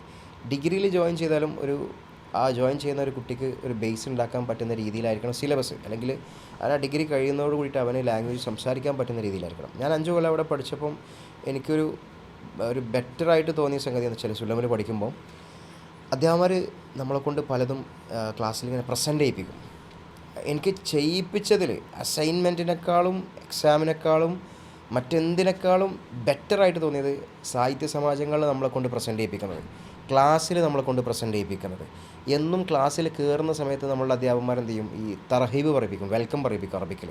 ക്ലാസ് കഴിയുന്ന സമയത്ത് നന്ദി പറയിപ്പിക്കും. അപ്പോൾ നമ്മൾക്ക് അവിടെ കയറിയിട്ട് ഒന്ന് സംസാരിക്കാൻ നമ്മളെ കൊണ്ടൊന്ന് പ്രസൻറ്റ് ചെയ്യിപ്പിക്കുന്ന ആ ഒരു രീതി ഉണ്ടല്ലോ, അതാണ് ഇപ്പോൾ ഇന്നും നമ്മളെ കൊണ്ടുപോയിട്ട് ഒരു സ്ഥലത്ത് കൊണ്ടുപോയിട്ട് ഒന്ന് തർഹീബ് പറയും, ഒരു സ്വാഗതം പറയും അറബിയിൽ എന്ന് പറഞ്ഞാൽ ഫസ്റ്റ് അന്ന് പഠിപ്പിച്ച വാക്കുകൾ നമ്മൾ മനസ്സിൽ കണ്ട് ഓർമ്മ വരും. അത് എൻ്റെ ക്ലാസ്സിലുള്ള ഒരുവിധം എല്ലാവർക്കും ആ വാക്കുകൾ ഓർമ്മ ഉണ്ടാവും. പക്ഷേ നമ്മളെ കൊണ്ട് പ്രസൻറ്റ് ചെയ്യിപ്പിച്ചു. അപ്പോൾ അവിടെ നിന്ന് കഴിഞ്ഞു. പിന്നെ നേരെ ഹൈദരാബാദ് ഇഫ്ലുവിലേക്ക് പോകുമ്പോൾ ഒരു കോൺഫിഡൻസ് എന്താ വെച്ചാൽ എന്തൊക്കെയോ പ്രസൻറ്റ് ചെയ്തെന്നുള്ള കോൺഫിഡൻസാണ്. നേരെ മറിച്ച് പഠിച്ച നമ്മൾ കാണാതെ പാഠം പഠിച്ചതോ അല്ലെങ്കിൽ എക്സാമിന് എഴുതിയതോ കാര്യങ്ങളൊന്നും ഓർമ്മയില്ല. ബാക്കിയുള്ള സംഗതി അവിടുന്ന് ഇൻ്റർവ്യൂ അറ്റൻഡ് ചെയ്യുന്ന സമയത്ത് 8ഓളം അധ്യാപകന്മാരുണ്ട് ഇൻ്റർവ്യൂ ചെയ്യാൻ വേണ്ടിയിട്ട്. അപ്പോൾ അവർ ചോദിക്കുന്ന ഓരോ ചോദ്യത്തിനും ഒരു ധൈര്യം കിട്ടിയത് മുന്നേ ഉള്ള സ്ഥലങ്ങളിൽ നമ്മൾ എടുത്ത ക്ലാസ്സുകൾ, സാധാരണ എടുക്കാൻ പോകുന്ന ക്ലാസ്സുകൾ, ആ ക്ലാസ്സുകളാണ് നമുക്ക് സംസാരിക്കാനുള്ള ധൈര്യം തന്നെ, ഇൻ്റർവ്യൂ അറ്റൻഡ് ചെയ്യാനുള്ള ഒരു കോൺഫിഡൻസ് തന്നെ. ബാക്കി അവരോട് സംസാരിക്കാൻ അറബി ഭാഷയിൽ വരുന്ന നമ്മളുടെ വാക്കുകളൊക്കെ നമ്മൾ ക്ലാസ്സുകളിൽ നമ്മളെ കൊണ്ട് പ്രസൻറ്റ് ചെയ്യിപ്പിച്ചതുണ്ടല്ലോ, അതിൻ്റെ ഭാഗമായിട്ടുള്ള കോൺഫിഡൻസാണ്. പിന്നെ അവിടെ എത്തിയതിന് ശേഷം ക്ലാസ്സുകൾ കംപ്ലീറ്റ് അറബിയിലായിരിക്കും. അറബിയിൽ വന്ന ക്ലാസ്സുകൾക്ക് ശേഷം അവിടുന്ന് നമുക്ക് പ്രസൻറ്റേഷൻ ഉണ്ടാവും. പിന്നെ അവിടുന്ന് സെമിനാറുകൾ ഉണ്ടാവും. ഒരു സെൻട്രൽ യൂണിവേഴ്സിറ്റി എന്ന് പറയുമ്പോൾ അങ്ങനെയാണല്ലോ. അപ്പം അവിടെ നിന്നുള്ള എക്സ്പോഷർ വേറെ തന്നെ ആയിരിക്കും. അപ്പോൾ അവിടെ എനിക്ക് കിട്ടിയ വലിയൊരു മെച്ചം എന്താ വെച്ചാൽ, ഞങ്ങളുടെ യൂണിവേഴ്സിറ്റി ഹൈദരാബാദ് ഇഫ്ലുവിൽ ITP എന്ന് പറയുന്നൊരു കോഴ്സ് ഉണ്ടായിരുന്നു, ഇൻ്റർനാഷണൽ ട്രാൻസ്ഫർ പ്രോഗ്രാം. അതന്ന് 3 മാസത്തെ ഇംഗ്ലീഷ് പഠനത്തിന് വേണ്ടിയിട്ട് വിദേശികൾക്ക് വേണ്ടി ഒരുക്കിയൊരു കോഴ്സാണ് നമ്മൾ ഗവൺമെൻറ്റിൻ്റെ. അപ്പോൾ ആ കോഴ്സിന് വേണ്ടി പല നാടുകളിൽ നിന്നും അറബികൾ വരും. അറബികളുണ്ട്, പിന്നെ അതുപോലെ ഫ്രഞ്ച് സംസാരിക്കുന്ന ആൾക്കാരുണ്ട്, സ്പാനിഷ് സംസാരിക്കുന്ന ആൾക്കാരുണ്ട്, വെനീസുലയിൽ നിന്ന്, അങ്ങനെ പല നാട്ടിൽ നിന്ന് വരും. അപ്പോൾ ഇവരുമായിട്ട് അറബിയിൽ സംസാരിക്കണം, കാരണം അവർക്ക് ഇംഗ്ലീഷ് അറിയില്ല. അപ്പം അവരും ലോക്കാണ് അവിടെ, നമ്മൾ ലോക്കാണ്. അപ്പം നമുക്ക് ആകെയുള്ളൊരു വകുപ്പെന്ന് വെച്ചാൽ നമുക്ക് അറിയാവുന്ന ഒരു മുറി അറബി ഉണ്ടാവുമല്ലോ, ചെറുതായിട്ട് ഇങ്ങനെ കിട്ടുന്നത്, അതിലിങ്ങനെ സംസാരിച്ച് തുടങ്ങും. പലതും അവർക്ക് മനസ്സിലാവില്ല, കാരണം അവരുടെ ലഹജായിരിക്കും. അപ്പം ആ കൊളോക്കിയൽ ലാംഗ്വേജിൽ പലപ്പോഴും അവർക്ക് മനസ്സിലാവില്ല, അവർ പറയുന്നത് നമുക്ക് മനസ്സിലാവില്ല. അങ്ങനെ തുടക്കത്തിൽ 1-2 ദിവസം അല്ലെങ്കിൽ ഒരാഴ്ച അങ്ങനെ പതുക്കെ പോകും. പിന്നെ അവരെ കൂടെ ഭക്ഷണം കഴിക്കാൻ പോകും. അപ്പം പല കാര്യങ്ങളും സംസാരിച്ച് ഒരു 1-2 മാസം ആകുമ്പോഴേക്കും എന്ത് ചെയ്യും, കാരണം നമുക്ക് ഒരുപാട് സമയം അവരെ കിട്ടില്ല, കംപ്ലീറ്റ് ടൈം അവർ നമ്മുടെ കൂടെ ഇല്ല, അവർ ക്ലാസ്സിലായിരിക്കും. ആ ക്ലാസ് കഴിഞ്ഞ് ഒരു 1-2 മണിക്കൂറൊക്കെ കിട്ടുള്ളൂ. പക്ഷേ ആ ദിവസത്തെ 1-2 മണിക്കൂർ, അങ്ങനെ ഒരാഴ്ചയിൽ ഒരു 5-6 മണിക്കൂറൊക്കെ അവരുമായി സംസാരിക്കാൻ കിട്ടുള്ളൂ. പക്ഷേ ആ ഒരു സംസാരമാണ് എന്ത് ചെയ്യുക, നമ്മളെ ഭാഷ പഠിപ്പിക്കാം. നമുക്ക് ഏറ്റവും കൂടുതൽ ചാൻസ് തരും അതാണ്. അപ്പോൾ ഞാൻ മനസ്സിലാക്കിയെന്ന് വെച്ചാൽ അവിടുന്ന് അതിന് ശേഷം കമ്പനിയിൽ കയറുമ്പോഴും, ആമസോണിൽ വർക്ക് ചെയ്തു ഞാൻ 6.5 വർഷം വർക്ക് ചെയ്തു. അപ്പോൾ ആ വർക്ക് ചെയ്യാൻ വേണ്ടിയിട്ട് കയറി ആ കമ്പനിയിൽ കയറിയതിന് ശേഷം പിന്നെ അങ്ങോട്ട് നമുക്ക് അറബി ഭാഷ ഇല്ല. ആ കയറുന്ന ഒരു കടമ്പുണ്ടല്ലോ, ഇൻ്റർവ്യൂ സെഷൻ, ആ ഇൻ്റർവ്യൂവിൽ മാത്രമേ, അല്ലെങ്കിൽ അതിന് അനുബന്ധമായിട്ടുള്ള ഒരു എക്സാമിന് മാത്രമേ നമുക്കെന്തുള്ളൂ ഈ ഭാഷ യൂസ് ചെയ്യേണ്ടുള്ളൂ. ബാക്കി ഒരു സ്ഥലത്തും ലാംഗ്വേജിൻ്റെ ഒരു ആവശ്യം വരുന്നില്ല. പിന്നെ ഫുള്ള് ട്രെയിനിങ് ആണ്. അവർക്ക് അവരുടേതായിട്ടുള്ള ട്രെയിനിങ് രീതിയുണ്ട്. ആ ട്രെയിനിങ്ങിൻ്റെ രീതിയിൽ അവർ നമുക്ക് കറക്റ്റായിട്ട് എന്ത് ചെയ്യും, ഒരു റൂട്ട് തരും. ആ റൂട്ട് തന്നിട്ട് അവരെന്താ പഠിപ്പിക്കുന്നത് അതേ നമുക്ക് വർക്ക് ചെയ്യേണ്ടതുള്ളൂ. അപ്പോൾ ആ സമയത്തുള്ള ഇൻ്റർവ്യൂ ഘട്ടത്തിൽ മാത്രം സംസാരിക്കാൻ മാത്രം ശരിക്ക് അറബിൻ്റെ ഒരു എന്താ പറയുക ഒരു ഇമ്പോർട്ടൻസ് എന്നുള്ളത് അവിടെ ഉള്ളു, അല്ലെങ്കിൽ അറബി എന്നുള്ള ഏതൊരു ഭാഷയും അവിടെ ഉള്ളൂ. അപ്പോൾ ഞാൻ അങ്ങനെ ആലോചിച്ചു, നമ്മളെ നാട്ടിൽ നമ്മൾ പഠിപ്പിക്കുന്ന രീതിൻ്റെ ഒരു ചെറിയൊരു പ്രശ്നം അവിടെ ഉണ്ട്. അപ്പം അധ്യാപകന്മാരൊക്കെ നമ്മളെ പഠിപ്പിക്കുന്നത് ഈ ഒരു സ്റ്റൈലിലാണെന്നുണ്ടെങ്കിൽ, അതായത് ഭാഷ സംസാരിക്കാൻ പറ്റുന്ന രീതിയിൽ നമുക്കൊരു കോൺഫിഡൻസ് തന്നിരുന്നു എന്നുണ്ടെങ്കിൽ ഒരുപാട് ആൾക്കാർക്ക് ജോലി സാധ്യത കൂടുമെന്ന് മനസ്സിലാക്കി. കാരണം സംസാരിക്കുക എന്നുള്ളതാണ് അതിൻ്റെ ഏറ്റവും ഇമ്പോർട്ടൻസ്. ഇപ്പോൾ ഞാനിങ്ങനെ കാണും, ഈ ലിങ്ക്ഡിനിലൊക്കെ ഒരുപാട് പോസ്റ്റുകൾ കാണും, അറബിക്കിൻ്റെ വോയിസ് പ്രോസസ്സ് പല സ്ഥലത്തും. മുംബൈയിലുണ്ട്, ഇപ്പോഴും ഉണ്ട്, മുംബൈയിലുണ്ട്, ഗുർഗാവിൽ, പിന്നെ അതുപോലെ നോയിഡയിൽ, പിന്നെ ചെന്നൈയിലുണ്ട്, കോയമ്പത്തൂരുണ്ട്, ബാംഗ്ലൂർ, ഹൈദരാബാദ്, ഇവിടെയൊക്കെ വോയിസ് പ്രോസസ്സുകൾ ഒരുപാട് വിളിക്കുന്നുണ്ട്. പക്ഷേ വോയിസ് പ്രോസസ്സ് വിളിക്കുന്നതിൻ്റെ ഇടയിൽ ഇൻട്രസ്റ്റ്, സാധാരണ ലിങ്ക്ഡിനിൽ ഒരു ലാംഗ്വേജിൻ്റെ ഒരു ഹയറിങ് കണ്ടാൽ, ഏതെങ്കിലും ഒരു ലാംഗ്വേജിനോ അല്ലെങ്കിൽ ഏതെങ്കിലും ജോബിനോ ഹയറിങ് കണ്ടാൽ ആൾക്കാർ അതിൻ്റെ ഇടയിൽ ഇൻട്രസ്റ്റഡ് ഇടും. ഞാനൊക്കെ അങ്ങനെ വെറുതെ പോയിടും. അപ്പോൾ ഈ ഇൻട്രസ്റ്റഡ് എന്നിട്ട് ഇതിൻ്റെ അടിയിൽ മാത്രം 1-2 ആൾക്കാരുണ്ടാവുള്ളൂ. വോയിസ് പ്രോസസ്സിൻ്റെ അടിയിൽ ഇൻട്രസ്റ്റഡ് എന്നുള്ള എഴുതുന്ന ആൾക്കാരെ കാണുന്നില്ല. അപ്പോൾ എന്താ വെച്ചാൽ ഒരു കോൺഫിഡൻസ് കുറവ് നല്ലുണ്ട്. രണ്ടാമത് ഇൻട്രസ്റ്റഡ് എന്ന് എഴുതുന്ന അധികം കാണാത്തൊരു മേഖല എന്ന് പറയുന്നത് കണ്ടൻറ് റൈറ്റിംഗ് ആണ്. അതായത് ഇൻഷാ എന്ന് പറയുന്ന നമ്മൾ അറബിയിലെ ഇൻഷാവും അല്ലെങ്കിൽ അറബിയിലെ എന്താ പറയുക ഒരു സംസാരത്തിനുള്ള രണ്ടിനുള്ള ഒരു ഏരിയയിൽ ആളുകൾ കാണുന്നില്ല. അപ്പം ഈ 2 ഏരിയയിലാണ് ഏറ്റവും കോൺഫിഡൻസ് കുറവായിട്ട് ആളുകൾ കണ്ടത്. അപ്പം ഇന്ന് നമ്മളെ അധ്യാപകന്മാർ കൂടുതൽ ഫോക്കസ് ചെയ്യേണ്ടത് എന്ന് എനിക്ക് തോന്നിയത്, ഒന്ന് സംസാരത്തിൽ അവരെ കൊണ്ട് നന്നായിട്ട് സംസാരിപ്പിച്ച് അവർക്കൊരു കോൺഫിഡൻസ് കൊടുക്കുക. രണ്ടാമത്തത് അവർക്ക് എഴുതി പല വിഷയങ്ങളും എഴുതി പഠിപ്പിക്കുക. അത് നമ്മുടെ സിലബസിലൊക്കെ ഉള്ളൊരു പ്രശ്നം എന്താണെന്ന് വെച്ചാൽ, സിലബസിൽ ഇത് ചിലപ്പോൾ പേരിനുണ്ടാവും, ചിലപ്പോൾ ഉണ്ടാവില്ല. ഇപ്പോൾ ഇൻഷാ ഒരു ഉദാഹരണം ഉണ്ടാവും, പക്ഷേ അതൊക്കെ ഒരു എക്സാം ഓറിയൻറ്റഡ് ആയി പോകുന്നു എന്നുള്ളൊരു പ്രശ്നമുണ്ട്. എക്സാമിന് വേണ്ടി നമ്മുടെ സിലബസിനൊക്കെ ഉള്ള ഒരു ഡിമെറിറ്റ് എന്ന് പറയുന്ന നമുക്ക് തന്നെ തോന്നിയിട്ടുള്ള, സിലബസ് ചിലപ്പോൾ നല്ല വിഷയങ്ങളുണ്ടെങ്കിലും ടീച്ചേഴ്സ് ആയാലും സ്റ്റുഡൻസ് ആയാലും ഈവൻ സൊസൈറ്റി ആയാലും എന്ത് മതി, എന്താ പറയുക, എക്സാമിന് വേണ്ടി മതി എന്നുള്ള ഒരു പ്രശ്നമാണ്. ഇപ്പോൾ എനിക്ക് ഫേസ് ചെയ്ത, ഇപ്പോൾ നമ്മളിങ്ങനെ പറയുമ്പോൾ എനിക്ക് തോന്നിയിട്ടുള്ളൊരു കാര്യം എന്താ വെച്ചാൽ, ഇപ്പോൾ നമ്മൾ കുട്ടികൾക്ക് ഇപ്പോൾ ഞാനൊക്കെ ലോക്ക്ഡൗണിന് മുമ്പ് ശേഷമൊക്കെ ആയിട്ട് ശനിയാഴ്ചകളിലൊക്കെ പല അഡീഷണൽ വർക്കുകളും കാര്യങ്ങളൊക്കെ കൊടുത്തിട്ടുണ്ട്. പിന്നെ അത് കുട്ടികൾക്ക് തന്നെ ഒരു താല്പര്യക്കുറവ്. അതേപോലെ തന്നെ ചിലപ്പോൾ കോളേജിൻ്റെ ഭാഗത്തുനിന്ന് സപ്പോർട്ട് കാര്യങ്ങൾ ചില ആളുകളൊക്കെ ചോദിക്കും എന്തിനാണ് ശനിയാഴ്ചയൊക്കെ ചെയ്യുന്നത്, അല്ലാത്ത സമയത്ത് ചെയ്താൽ, അതായത് നമ്മുടെ കരിക്കുലം സിലബസിൻ്റെ അപ്പുറം വേണോ എന്നുള്ള സൊസൈറ്റി ചോദിക്കുകയാണ്. കോളേജ് സമയത്ത് ചെയ്താൽ പോരെ. അടുത്തൊരു പ്രശ്നം, ഏറ്റവും വലിയ നമ്മൾ ഫേസ് ചെയ്യുന്നൊരു പ്രശ്നം എന്താണെന്ന് വെച്ചാൽ ടീച്ചേഴ്സിന് പ്രത്യേകിച്ച് മനസ്സിലാവും, കുട്ടികളെ 9:30 to 3:30 എന്ന് പറഞ്ഞാൽ കോളേജിന് സമയം ഉണ്ടായാലും അപ്പുറം ഇപ്പുറം കിട്ടൂല, ഏത് കോളേജായാലും. അടുത്തൊരു പ്രശ്നം എന്താണെന്ന് വെച്ചാൽ അതിൻ്റെ അപ്പുറം ഇപ്പുറം എടുത്താൽ കുട്ടികളല്ല സൊസൈറ്റി പോലും ചോദിക്കും എന്തിനപ്പോൾ 3:30 കഴിഞ്ഞാൽ, 3:30 കോളേജ് ടൈമുള്ളൂ. അത് നമ്മളെ സംബന്ധിച്ച് ഈ എന്താ പറയുക, കുട്ടികൾക്കൊരു അപ്സ്കിൽ ചെയ്യുന്നതിൽ നമ്മൾ തന്നെ കോളേജിന് പുറത്തും അകത്തുമായിട്ട് കുറേ ഇൻട്രാക്ഷൻസും കാര്യങ്ങളൊക്കെ കൊടുക്കുമ്പോൾ നമുക്ക് ഫേസ് ചെയ്ത് ഇപ്പോൾ ഒരു ഫാക്കൽറ്റി ഉണ്ട്. ഇപ്പം ഈ അടുത്ത് നമ്മുടെ ഒരു സെൻട്രൽ യൂണിവേഴ്സിറ്റിയിലെ ഡിപ്പാർട്ട്മെൻറ്റ് ഹെഡ് എൻ്റെ അടുത്ത് വന്ന് ശനിയാഴ്ചയാണ് കോളേജിലേക്ക് പിന്നെ ഇങ്ങനെ ഒരു അധ്യാപകൻ വരുന്നുണ്ട് എന്ന് പറഞ്ഞാൽ പോലും കുട്ടികളെത്തൂല. ഒരു മൈൻഡ് സെറ്റിൻ്റെ പ്രശ്നം, അല്ലാതെ എന്തല്ല കുട്ടികൾക്ക് വിയോജിപ്പോ കാര്യങ്ങളോ അല്ല. ഞാനതിൽ ഒരു മൈൻഡ് സെറ്റിനേക്കാൾ അപ്പുറത്തേക്ക് പുതിയ തലമുറേൻ്റെ ഒരു വിഷയം ഞാൻ മനസ്സിലാക്കിയിട്ടുണ്ട് അതിൽ. സാധാരണ നമ്മൾ ഈ സോഷ്യൽ മീഡിയൻ്റെ വിഷയങ്ങൾ ഒരുപാട് സ്ഥലത്ത് ക്ലാസ് എടുത്ത ഒരാളാണ് ഞാൻ. എനിക്ക് നിലവിലെ തലമുറക്ക് ബാധിച്ച ഒരു വിഷയം അല്ലെങ്കിൽ അവരെ ഏറ്റവും കൂടുതൽ സ്വാധീനിച്ച ഒരു പ്രശ്നം എന്ന് പറയുന്നത് സോഷ്യൽ മീഡിയയാണ്. അപ്പോൾ സോഷ്യൽ മീഡിയ അങ്ങനെ ബാധിച്ചത് കാരണം ഇപ്പം ഒരു കുട്ടി, ആ കുട്ടിക്ക് ക്ലാസ്സിലടക്കം ഫോൺ യൂസ് ചെയ്യാതിരിക്കാൻ പറ്റണില്ല. അപ്പം അവർ ഫോണിലെല്ലാവരും ഇപ്പോൾ പണ്ടത്തെ മാതിരില്ല. പണ്ട് കോളേജിലൊന്നും ഫോൺ കൊണ്ടുവരാൻ പറ്റില്ല, സ്കൂളിൽ ഫോൺ കൊണ്ടുവരാൻ പറ്റില്ല. പക്ഷേ ഇപ്പോൾ കൊണ്ടുവരാൻ പറ്റും. അധ്യാപകരൊന്നും പറയില്ല, ആ ക്ലാസ്സിൽ നിന്ന് ചിലപ്പോൾ ഫോൺ ബെല്ലടിക്കും, ആരൊന്നും പറയില്ല. രീതിയാണ്, അതൊന്നും വിഷയമല്ല, അതൊരു പ്രശ്നമല്ല. പക്ഷേ ക്ലാസ് കഴിഞ്ഞാൽ എല്ലാവരും ചെയ്യുന്നൊരു പരിപാടി എന്താ വെച്ചാൽ അവരുടെ വീട്ടിൽ പോയിട്ട് എല്ലാവർക്കും കംഫർട്ടായിട്ടുള്ളൊരു സോഫ ഉണ്ടാവും, അല്ലെങ്കിൽ അവനവൻ്റെ കട്ടിലുണ്ടാവും, ഏറ്റവും കംഫർട്ടായിട്ട് വന്ന് ആദ്യം ഇരിക്കുന്നത്. അതിലിരുന്ന് ഫോൺ യൂസ് ചെയ്യുക എന്നുള്ളതാണ് എല്ലാവരും ചെയ്യുന്നത്. ഒന്നുകിൽ ചാറ്റ് ചെയ്യുക, അല്ലെങ്കിൽ സോഷ്യൽ മീഡിയ യൂസ് ചെയ്യുക, റീൽസ് കാണുക, ഇതിങ്ങനെ റിപ്പീറ്റ് ചെയ്ത് കാണുക. അതായത് ഒരു നമ്മളുടെ പഠനത്തോടുള്ളൊരു കമ്മിറ്റ്മെൻറ്റ് കൂടുതൽ കുറയ്ക്കുന്ന രീതിയിൽ സോഷ്യൽ മീഡിയേൻ്റെ സ്വാധീനം വന്നിട്ടുണ്ട്. അത് പഴയ തലമുറയിൽ കുറവാണ്. അതുകൊണ്ട് പഴയ തലമുറേൻ്റെ ആൾക്കാർ ഇന്നും ഒരു സംഗതി പറഞ്ഞാൽ അതിൽ കൂടുതൽ കമ്മിറ്റഡാണ്. അപ്പോൾ ഞാൻ എനിക്കിപ്പോഴും ഓർമ്മയുണ്ട്, ഞാൻ നമ്മുടെ സുലമുള്ള അധ്യാപകനായിട്ടുള്ള തൊയ്യബ് സുലമിനോട് ഒരു സമയത്ത് പറഞ്ഞു, സാർ എനിക്ക് എൻ്റെ കയ്യിലൊരു പുസ്തകമുണ്ട്, ആ പുസ്തകം ഒന്ന് വായിക്കണം, ഒന്ന് മുത്താല ചെയ്യാൻ വേണ്ടുന്നത്, അതിൽ എനിക്കൊന്ന് പഠിപ്പിച്ചു തരണം, അതിൽ നമുക്കൊന്ന് ഇരുന്ന് വായിക്കാൻ വേണ്ടിയിട്ട്. അപ്പം സാർ എപ്പോഴാണ് വരികയെന്ന് ചോദിച്ചു. അപ്പം സാറിനോട് പറഞ്ഞപ്പോൾ സാറ് പറഞ്ഞു, നാളെ രാവിലെ 8 മണിക്ക് പോര്. അങ്ങനെ ഞാനത് മറന്നുപോയി. ഞാൻ പറഞ്ഞു. പക്ഷേ അദ്ദേഹത്തിൻ്റെ വീട്ടിൽ നിന്ന് എനിക്ക് വേണ്ടിയിട്ട് രാവിലെ 8 മണിക്ക് കോളേജിലെത്തി. ഞാൻ ഒരുവിധ സമയം കഴിഞ്ഞപ്പോൾ എന്നോട് അവിടുന്ന് കോളേജിലത്തെ സ്റ്റാഫ് ചോദിച്ചു, അല്ല എന്നെ കാത്ത് സാറ് 2 മണിക്കൂറായി അവിടെ വന്നിരിക്കുന്നത്. അപ്പോൾ അത് ആ കമ്മിറ്റ്മെൻറ്റാണത്. ഒരു തലമുറേൻ്റെ കമ്മിറ്റ്മെൻറ്റും ഈ ഒരു തലമുറേൻ്റെ കമ്മിറ്റ്മെൻറ്റും നല്ല മാറ്റമുണ്ട്. അത് ഏറ്റവും പ്രധാനപ്പെട്ട ഒരു വിഷയം എന്ന് പറയുന്നത് സോഷ്യൽ മീഡിയൻ്റെ ഇൻഫ്ലുവൻസാണ്.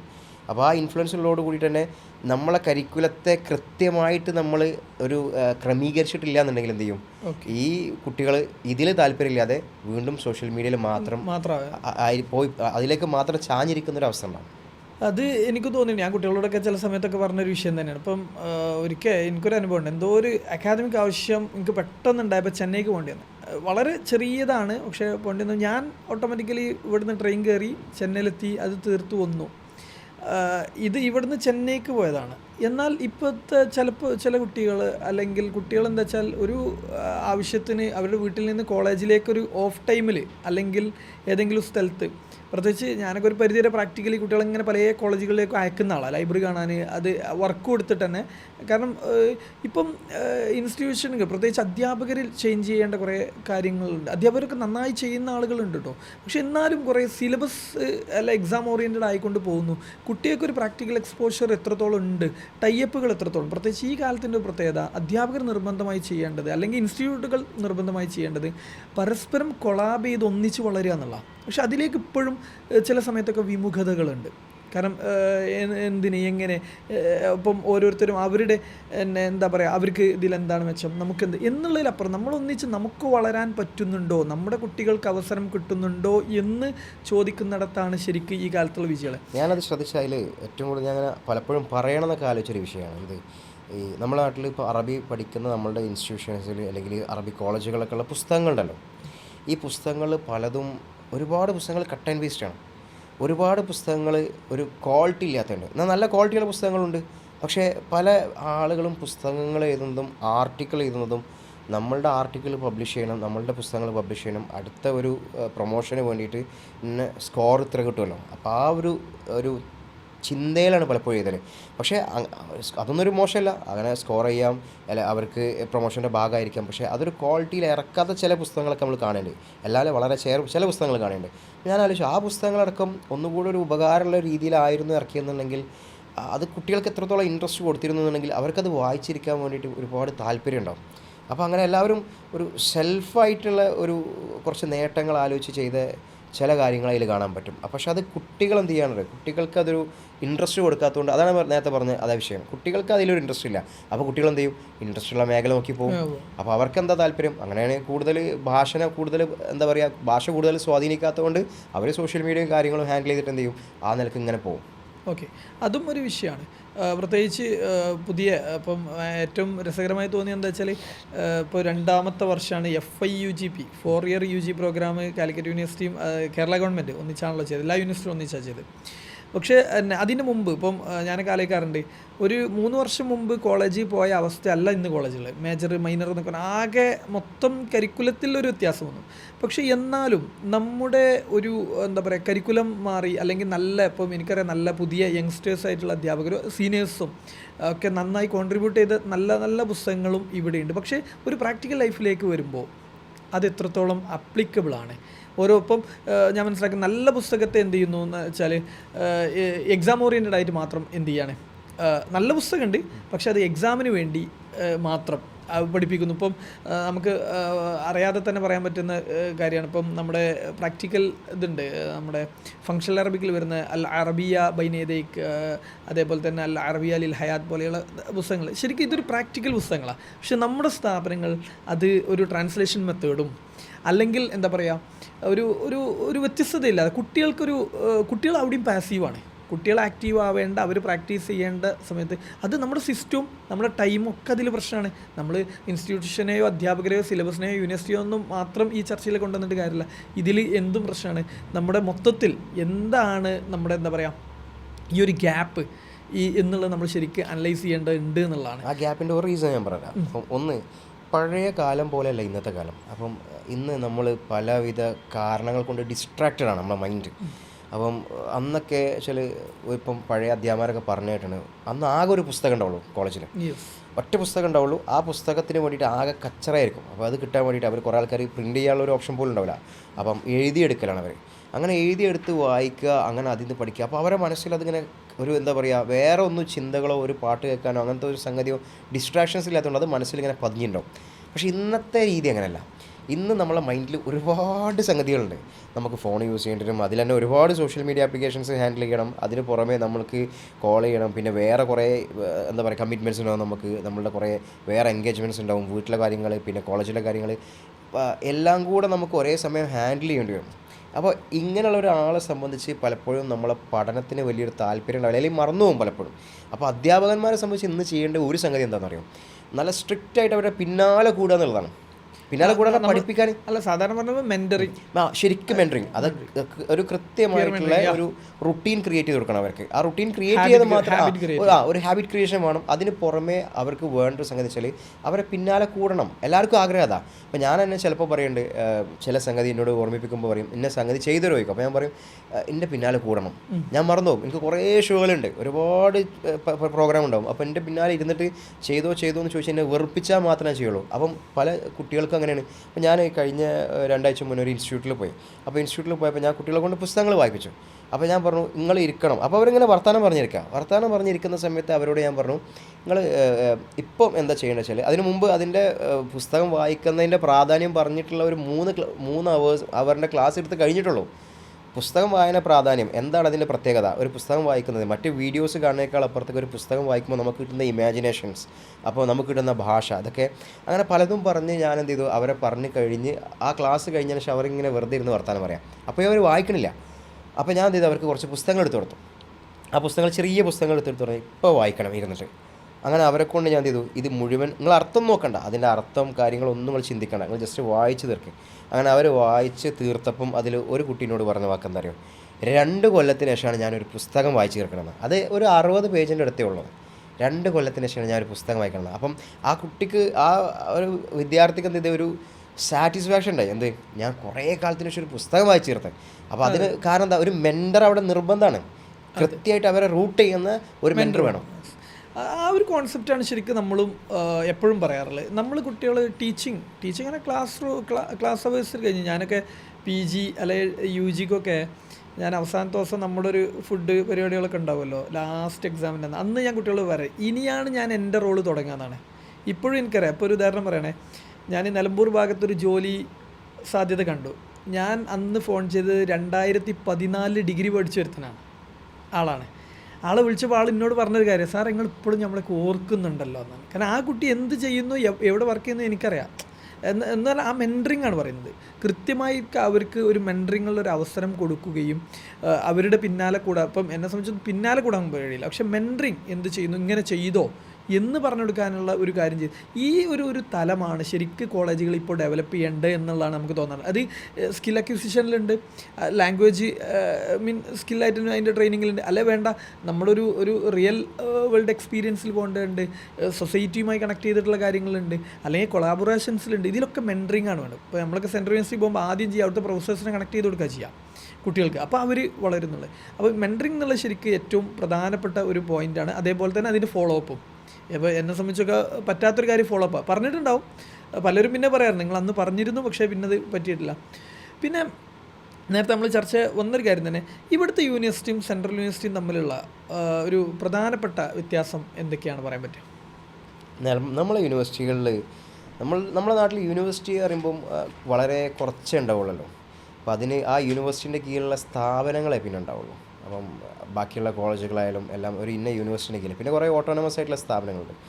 പക്ഷേ സെൻട്രൽ യൂണിവേഴ്സിറ്റിയെ സംബന്ധിച്ച് എനിക്കൊരു ബെനിഫിറ്റായിട്ട് തോന്നിയത്, അതൊരു എന്താ പറയുക, സെൻട്രൽ യൂണിവേഴ്സിറ്റി ഇപ്പോൾ കേരളത്തിലുണ്ട് സെൻട്രൽ യൂണിവേഴ്സിറ്റി, ബട്ട് സ്റ്റിൽ കേരളത്തിൻ്റെ പുറത്ത് പഠിക്കുന്ന ഒരു വിദ്യാർത്ഥിനെ സംബന്ധിച്ച് എനിക്ക് തോന്നിയത്, അത് സെൻട്രൽ യൂണിവേഴ്സിറ്റി ആയാലും സ്റ്റേറ്റ് യൂണിവേഴ്സിറ്റി ആയാലും രണ്ടായാലും അതിൻ്റെ പ്രത്യേകത, അവർ വേറൊരു നാട്ടിലാണ് ജീവിക്കണം എന്നുള്ളതാണ്.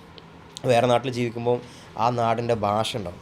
അപ്പോൾ ആ നാടിൻ്റെ ഭാഷ സംസാരിക്കണം, നമ്മളുടെ ഭാഷയില്ല. അപ്പോൾ നമ്മളെ സംബന്ധിച്ച് നമുക്ക് എപ്പോഴുള്ള പ്രശ്നം എന്താ, നമ്മളുടെ ഈ ഒരു എൻവയോൺമെൻറ്റ് ഉണ്ട്. ഈ എൻവയോൺമെൻറ്റ് ശരിക്കൊരു പ്രശ്നമാണ്. നമ്മളെ എന്താ പറയുക, വളരാൻ സമ്മതിക്കില്ല ചിലപ്പം. അപ്പോൾ ഞാനത് നമ്മളെ മലയാളികളുടെ ഒരു പ്രശ്നമായിട്ട് എപ്പോഴും കണ്ട ഒരു സാധനമാണ്. കേരളത്തിൽ എന്താ പറയുക, പഠിക്കുന്ന ഒരു കുട്ടി എന്തെങ്കിലും ഒരു വാക്ക് ഇംഗ്ലീഷ് സംസാരിക്കാമെന്നാൽ പിന്നെ ഓനെ കളിയാക്കി ആകെ തളർത്തുവാകും. പിന്നെ എന്ത് വാക്കാണോ ഇംഗ്ലീഷ് സംസാരിച്ചത് അതായിരിക്കും അവൻ്റെ ഇരട്ടപ്പേര്. പിന്നെ കാലാകാലം ആ ഇരട്ടപ്പേരെ വിളിച്ച് അവനെ കളിയാക്കുന്നത് കണ്ടിട്ടുണ്ട്. പക്ഷേ കേരളത്തിൻ്റെ പുറത്തുള്ള ആളുകൾ നമുക്കറിയാം, ഇംഗ്ലീഷ് സംസാരിക്കുന്നത് എത്ര അവരുടെ ആക്സെൻ്റ് ഒന്നും ശരിയല്ല എന്നുണ്ടെങ്കിലും അവർ ഭയങ്കര കോൺഫിഡൻറ്റോട് കൂടി സംസാരിക്കാൻ കാണാൻ പറ്റും. കാരണം അവിടുത്തെ ആൾക്കാർ കളിയാക്കില്ല സംസാരിക്കുമ്പോൾ. നമ്മുടെ നാട്ടിലാണെങ്കിൽ ഒരു കളിയാക്കുന്ന രീതിയുള്ളത്. അപ്പോൾ നമുക്ക് നമ്മൾ പലപ്പോഴും പല ക്ലാസ്സൊക്കെ എടുക്കുമ്പോൾ പറയും, ഒന്നെങ്കിൽ നിങ്ങൾ എന്ത് ചെയ്യണം, രണ്ടാൾക്കാർ എപ്പോഴും റെഡി ആയിട്ട് നിങ്ങൾ പരസ്പരം സംസാരിക്കാൻ നോക്കണം. പലപ്പോഴും നടക്കാറില്ല. അല്ലാന്നുണ്ടെങ്കിൽ പണ്ടത്തെ ഒരു കൺസെപ്റ്റ് ഉണ്ട്, കണ്ണാടി നോക്കി സംസാരിക്കുക. അത് നടക്കില്ല. കാരണം നമ്മളൊക്കെ മുഖം കണ്ണാടി കാണുമ്പോൾ അത്ര കണ്ട് ഇഷ്ടമില്ല, നമ്മളെ വോയിസ് കേൾക്കാൻ നമുക്ക് ഇഷ്ടമല്ലല്ലോ. അതേപോലെ പറയും, എല്ലാന്നുണ്ടെങ്കിൽ നമ്മൾ എന്ത് ചെയ്യണം, നമ്മളുടെ വീട്ടിലെത്തിയിട്ട് നമ്മൾ സെൽഫായിട്ട് ഒന്ന് ലാംഗ്വേജ് ഡെവലപ്പ് ചെയ്യുക. അതിന് കുറേ അടിപൊളി മാർഗ്ഗങ്ങളുണ്ട് കേട്ടോ, സെൽഫായിട്ട് ഒരാൾക്ക് ഭാഷ പഠിക്കാൻ. പക്ഷേ അതിനപ്പുറത്തേക്ക് ഒരു വലിയൊരു എക്സ്പോഷർ തരുന്ന ഒരു സംഗതിയാണ് വേറൊരു നാട്ടിൽ, നമ്മളുടെ ഭാഷ അല്ലാത്തൊരു നാട്ടിൽ പോയിട്ട് ഒരു ലാംഗ്വേജ് പഠിക്കുക എന്നുള്ളത്. അല്ലെങ്കിൽ ലാംഗ്വേജ് എന്നല്ല, ഒരു പഠനത്തിന് വേണ്ടിയിട്ട് അവിടുത്തെ യൂണിവേഴ്സിറ്റിക്ക് പോകുന്നത്. ഒന്നാമത് സെൻട്രൽ യൂണിവേഴ്സിറ്റി എന്നുണ്ടെങ്കിൽ അവിടുത്തെ എക്സ്പോഷർ വേറെ ആയിരിക്കും. കാരണം അവർക്ക് ഫണ്ട് ഒരുപാടുണ്ടാവും. ആ ഫണ്ട് കിട്ടുന്നതുകൊണ്ട് തന്നെ അവരുടെ എന്താ പറയുക, ഇൻഫ്രാസ്ട്രക്ചർ, അവർക്ക് കിട്ടുന്ന ഫെസിലിറ്റീസ് എല്ലാം വ്യത്യസ്തമായിരിക്കും. ഇപ്പം ഹൈദരാബാദിൽ ഇപ്പം ഞാനൊക്കെ ഇഫ്ലു യൂണിവേഴ്സിറ്റിയിലാണ് പഠിച്ചത്. പക്ഷേ ആ ഇഫ്ലു എന്ന് പറയുന്നത് വളരെ ചെറിയൊരു ക്യാമ്പസാണ്. ഫെസിലിറ്റീസിൻ്റെ കാര്യത്തിൽ ഇങ്ങനെ അവരിങ്ങനെ ഡെവലപ്പ് ചെയ്ത് വന്നുകൊണ്ടിരിക്കണുള്ളൂ. പക്ഷേ അതിനോട് തൊട്ടടുത്തുള്ള ഒസ്മാനി യൂണിവേഴ്സിറ്റിയാണ്, സ്റ്റേറ്റ് യൂണിവേഴ്സിറ്റിയാണ്. സ്റ്റേറ്റ് ആണെന്നുണ്ടെങ്കിലും അവർക്ക് കിട്ടുന്ന ഫണ്ട് അത്യാവശ്യം ഹെവിയാണ്. കാരണം ഹൈദരാബാദിൻ്റെ നിലക്ക് അവരുടെ റവന്യൂ വേറെയാണ് ഹൈദരാബാദിൽ, MNCസും പിന്നെ ഒരുപാട് ഇതൊക്കെ ഉള്ളതുകൊണ്ട്. അപ്പം ഒസ്മാനി യൂണിവേഴ്സിറ്റിയിലൊക്കെ പോകുന്ന ആൾക്കാരെ സംബന്ധിച്ച് കാണാൻ പറ്റും. അവരുടെ ആർട്സ് കോളേജിന് ഒരു കൊട്ടാരം മാതിരി. അങ്ങനെ അതേപോലെ അവരുടെ ജിമ്മിൻ്റെ ഫെസിലിറ്റീസ് ഒരുപാട് വലിയ ജിമ്മുണ്ട്, പിന്നെ സ്വിമ്മിംഗ് പൂൾസ് ഉണ്ട്, പിന്നെ അവർക്ക് തന്നെ ലോ കോളേജ് ഉണ്ട്, മെഡിക്കൽ കോളേജ് ഉണ്ട്, അങ്ങനെ മൈക്രോബയോളജിൻ്റെ വേറെ ഡിപ്പാർട്ട്മെൻ്റ് ഉണ്ട്.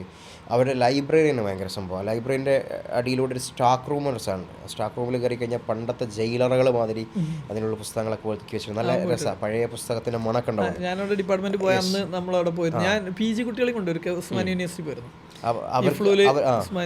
അപ്പോൾ അവർക്ക് കിട്ടുന്ന ഒരു എക്സ്പോഷർ എന്ന് പറയുന്നത് എന്താ പറയുക, വലിയൊരു ക്യാമ്പസിലേക്ക് മാറിയിരിക്കുമ്പം മൈൻഡും അതേപോലെ തന്നെ വൈഡാവും എന്നുള്ളതാണ് ഞാൻ ഫീൽ ചെയ്തത്.